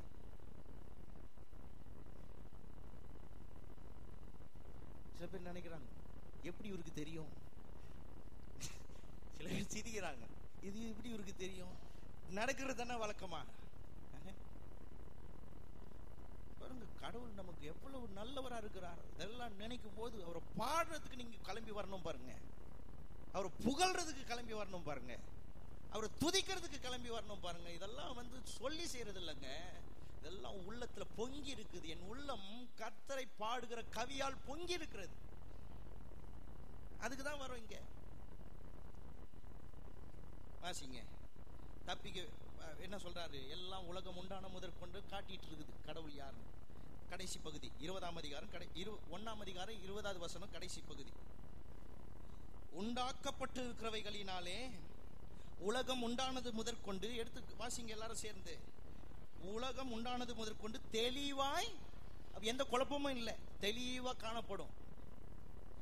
ஆதலால், கவனிங்க, ஆதலால் அவர்கள், வாசிங்க சத்தமா வாசிங்க, அவர்கள் அவர்கள் அவர்கள் அப்ப யாரும் எஸ்கேப் ஆக. ஏன்னா நம்ம ஆளுங்க என்ன சொல்றாங்க, போன வாரம் நீங்க இங்க வரல, போன வாரம் சொந்தக்காரங்களா வந்து, இந்த வாரம் நான் வர வாரம், ஒவ்வொரு வாரமும் ஏதாவது ஒரு சாக்கு. இந்த விஷயத்துல சாக்கு சொல்ல முடியாது. அநியாயமா வாழ்றதுல, பொல்லாத வாழ்க்கையை வாழ்றதுல சாக்கு சொல்லி தப்பிக்க முடியாது. அதனாலதான் பாருங்க பவுல் சொல்றாரு, இப்படி வாழ்ந்துட்டு இருக்கிற உலகம், இப்படிப்பட்ட உலகத்துக்கு தான் இயேசு தேவை. இந்த உலகம், இந்த பொல்லாத உலகத்துக்கு என்னங்க வழி? இயேசு தேவை.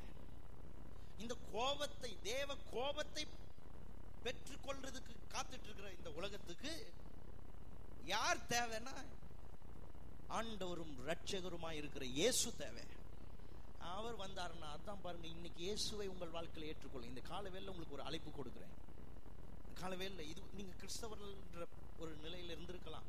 ஒருவேளை நீங்க வந்து ஞானஸ்நானம் எடுத்திருக்கலாம். ஒருவேளை நீங்க வந்து வாரம் வாரம் சபைக்கு வரலாம். அதெல்லாம் ஒரு பக்கம் வைங்க. இயேசுவை நீங்கள் ஏற்றுக்கொண்டிருக்கிறீர்களா? இந்த இயேசுக்கு முன்ன வந்து நின்று, ஆண்டவரே என் பாவ நிலையை நான் உணர்றேன், எனக்கு நீர் தேவைன்னு வந்திருக்கிறீர்களா? எல்லாரும் எழுந்து நிற்போமா? தயவு செய்து நம்ம எல்லாரும்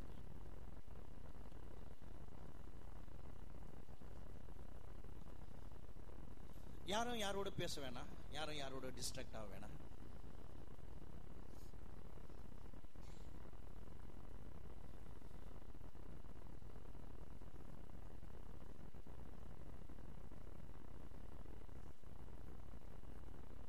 இயேசுக்கு முன்ன வந்து நில்லுங்க. ஒவ்வொரு ஆராதனை வேலையும் அதுதான். I come before Jesus.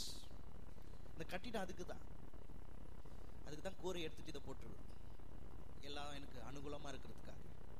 மற்றபடி நான் கட்டிடத்துக்குள்ள வந்து நிக்கல, அவர் கண் முன்ன வந்து நின்றுட்டு இருக்கிறேன். நான் அவர் முன்ன வரும்போது தான் என் நிலையை நான் கண்டுபிடிக்க முடியும்.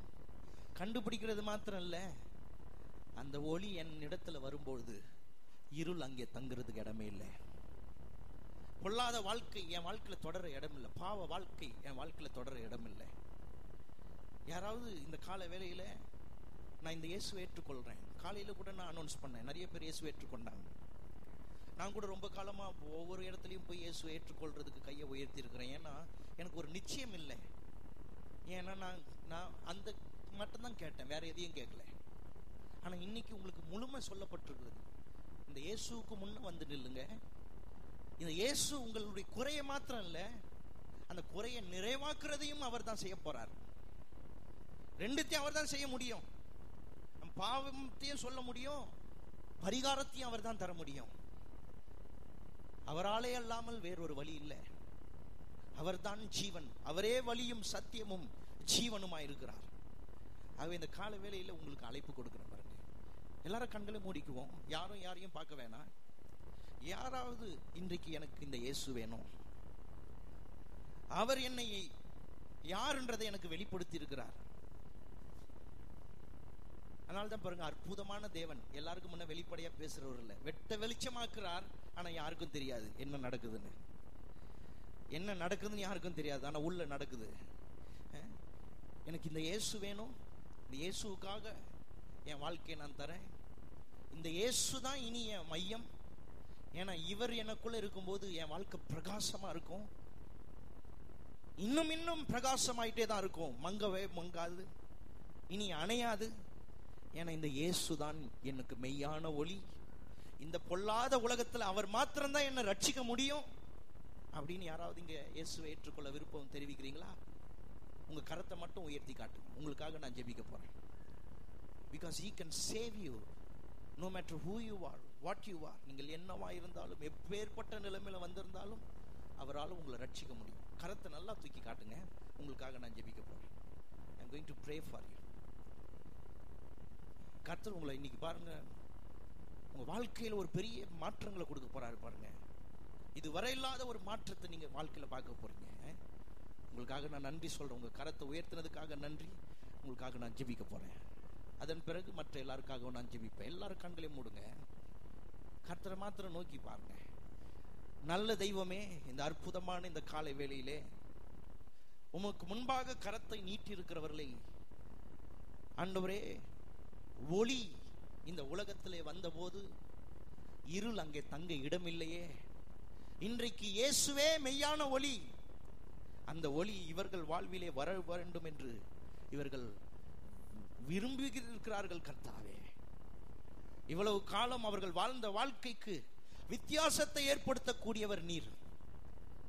இனி அவர்கள் வாழ்விலே உம்முடைய வெளிச்சம் பிரகாசிக்கட்டும் கர்த்தாவே.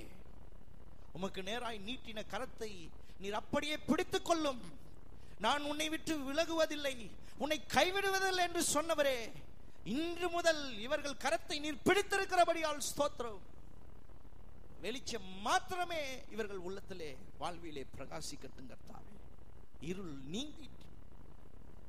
நீங்கிற்று. இயேசுவை கண்டவர்கள் பெரிய வெளிச்சத்தை கண்டார்களே. இன்று எங்கள் வாழ்விலே பெரிய வெளிச்சம், இங்கே கரங்களை உயர்த்தினவர்கள் பெரிய வெளிச்சத்தை காணட்டும். ஸ்தோத்திரம் கர்த்தாவே. ஹல்லேலூயா. இவர்கள் வாழ்விலே எல்லாமாய் நீர் இருப்பீராக. ஆண்டவரும் இரட்சகருமாய் இருப்பீராக. திருக்கரத்தில் ஒப்பு கொடுக்கிறார்கள். இயேசுவின் மூலம் ஜெபிக்கிறோம். ஆமென். உங்களுக்காக நான் ஜெபிக்க போறேன். நம்மை கர்த்தர் எப்படி வச்சிருக்கிறார் தெரியுமா? இந்த உலகத்துல, இந்த பொல்லாத உலகத்துல ரட்சிக்கப்பட்டிருக்கிற நம்மை, இயேசுவை ஏற்றுக்கொண்ட நம்மை எப்படி வச்சிருக்கிறார்? இங்க இருக்கிற நீங்க இப்ப என் கூட கரத்தை உயர்த்தணும். நீங்களும் இந்த கேட்டகரியில வந்துடுறீங்க. நீங்க எல்லாரும் நம்மோடு ஒன்னா சேர்ந்துடுறீங்க. சிலர்லாம் கொஞ்சம் தயங்கி இருக்கலாம், சிலருக்குலாம் இது புரியாம இருக்கலாம். தொடர்ந்து வந்து கேளுங்க. இதுதான் உண்மை, இதுதான் சத்தியம், இதுதான் சரியான பாதை. ஏதோ கோயிலுக்கு வர்றது போறது கிடையாது. அதுக்கு நிறைய இருக்கு, மதங்கள் இருக்குது. நாம் இயேசுக்கு முன்ன வந்து நிக்கிறோம். அதுக்கு தான் இந்த கட்டிடம், அதுக்கு தான் போதகர், அதுக்கு தான் எல்லாமே. நம்ம எப்படி வச்சிருக்கிறார் தெரியுமா? இயேசு எப்படி வந்தபோது இந்த உலகம் எக்ஸ்போஸ் ஆச்சோம், பாவ நிலை எக்ஸ்போஸ் ஆச்சோம், அதே போல நம்மையும் சொல்றார், நீங்கள் உலகத்துக்கு வெளிச்சமா இருக்கிறீர்கள். நீங்கள் உலகத்துக்கு வெளிச்சம். நீங்க எங்க இருக்கிறீங்களோ அங்க வெளிச்சம். நீங்க எங்க இருக்கிறீங்களோ அங்க வெளிச்சம். கண்டிப்பா உங்களை பார்த்து உங்க தேவனை அவங்க உங்களை பார்த்துட்டு வந்து கேட்க போறாங்க பாருங்க. இப்பெல்லாம் போய் யாரையும் வீட்டுக்கெல்லாம் கூப்பிடுறது இல்லை. இப்ப நிறைய பேர் புதுசா வராங்க. எப்படி வராங்க? உங்களை பார்த்துட்டு வராங்க.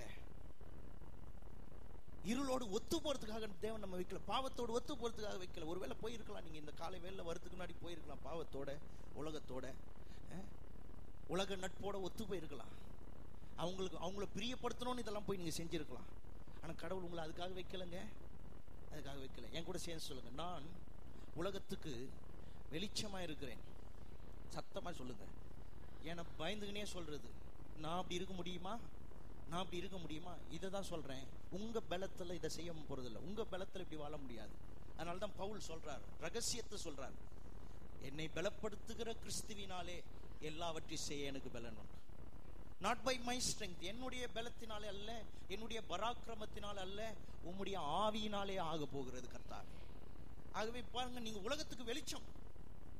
சொல்லுங்க என் கூட சேர்ந்து, நான் உலகத்துக்கு வெளிச்சமா இருக்கிறேன். இருளோடு, பாவத்தோடு, பிசாசோடு, உலகத்தோடு ஒத்து போக மாட்டேன். ரொம்ப பயந்துகினே சொல்ற போல, அட வெளில போனவனும் வெயிட் பண்ணுவாங்க, நான் எப்படி இங்க சொல்றது அப்படிலாம் இருந்தீங்கன்னா நீங்க இன்னும் கிறிஸ்தவ வாழ்க்கையை ஸ்டார்ட் பண்ணல. இங்கே ஆரம்பிங்க. ஒத்து போறது இல்லை. எப்படி அதை நான் பாக்கெட்லயே வச்சிருப்பேன், எப்படி தூக்கி போடுங்க இயேசுவின் நாமத்தினாலே. எப்படியா நான் அதெல்லாம் செய்யறது? இயேசு உங்களுக்கு பலத்தை கொடுப்பார். இவன் நினைச்சான், இவ்வளத்தையும் சம்பாதிச்சேன், இவ்வளத்தையும் நான் என்ன பண்றது? இயேசு சொன்னார், தூக்கி போடு, நீ ஆபிரகாமுடைய பிள்ளை. நீ இன்றைக்கு ஆபிரகாமுடைய பிள்ளை. உன் வீட்டுக்கு எது வந்ததோ இல்லையோ ரட்சிப்பு வந்தது, இது போதும் உனக்கு போனாரு பாருங்க. அவன் அதனால தான் சொன்னான், அநியாயமா வாங்கினதெல்லாம் தூக்கி போடுறேன்ட்டு தூக்கி போட்டான். நீங்க நினைக்கிறீங்களா? அப்படிலாம் இல்லைன்னா நான் நல்லா இருக்க முடியாது. கிடையாது. உங்களை உயர்த்தணும்னு சித்தம் கொண்டவர் உயர்த்துவார். உங்களை வாழ வைக்கணும்னு நினைச்சவர் வாழ வைப்பார். ஆகவே என் கூட சேர்ந்து சொல்லுங்க, நான் இருளோடு பாவத்தோடு ஒத்து போக மாட்டேன். கரங்களை தட்டி கர்த்தரை மகிமைப்படுத்துவோம். உங்களுக்காக நான் ஜெபிக்க போறேன். நல்ல தகப்பனே, நாங்கள் எடுத்த தீர்மானம் மாம்ச பலத்திலே அல்ல கர்த்தாவே, உம் ஆவியின் பலத்திலே வாழும்படிக்கு, உன்னதத்திலிருந்து வரும் பலத்திலே வாழும்படிக்கு. எப்படி அன்றைக்கு மரியாள் கர்ப்பவதி ஆகும்போது பரிசுத்தாவின் பலத்தினாலே கர்ப்பவதியானாலோ, அது போல இன்றைக்கு நாங்கள் பரிசுத்தாவின் பலத்தினாலே இன்றைக்கு நாங்கள் செய்ய முடியாது என்று நினைத்ததையெல்லாம் செய்யக்கூடியவர்களாய், பரிசுத்த ஆவியானவர் எங்களுக்கு நீர் கொடுக்கிற அபிஷேகத்துக்காய் ஸ்தோத்திரிக்கிறோம். ஹல்லேலூயா. நீங்கள் பலனடைந்து உலகமெங்கும் சாட்சிகளாய் இருப்பீர்கள் சொன்னீரே, இதோ அப்படிப்பட்டவர்கள் இங்கிருந்து புறப்பட்டு போகிறபடியால் ஸ்தோத்திரம் கர்த்தாவே. ஒவ்வொருவர் மேலும் தேவ வல்லமை கடந்து வந்து இவளை காத்துக் கொள்ளட்டும். தேவைகளை சந்தியும், கொடுக்கிற காணிக்கை தசம பாகங்களை ஆசீர்வதியும் கர்த்தாவே. 30, 60, 100 பலன் கொடுக்க செய்வீராக. வல்லமையினால் எங்களை பாதுகாத்துக் கொள்ளும். இயேசுவின் மூலம் ஜெபிக்கிறோம். நம்ம எல்லாரும் சொல்லுவோம். தயவு செய்து உட்காரும். கர்த்தருக்கு காணிக்கை செலுத்த போகிறோம். காணிக்கை செலுத்தும் போது இதை செய்ய போறோம். வார வாரம் ஒவ்வொரு முறையும் காணிக்கை செய்யும் போது இதை செய்ய போறோம். ஒன்னு கன்ஃபெஷன், விசுவாச அறிக்கை செய்ய போறோம். ரெண்டாவது கையை தட்ட போறோம். விசுவாச அறிக்கை என்னன்னா, இருங்க ஒரு நிமிஷம். விசுவாச அறிக்கை ஏன் செய்ய போறோம்னா, நான் சும்மா கொடுக்கல,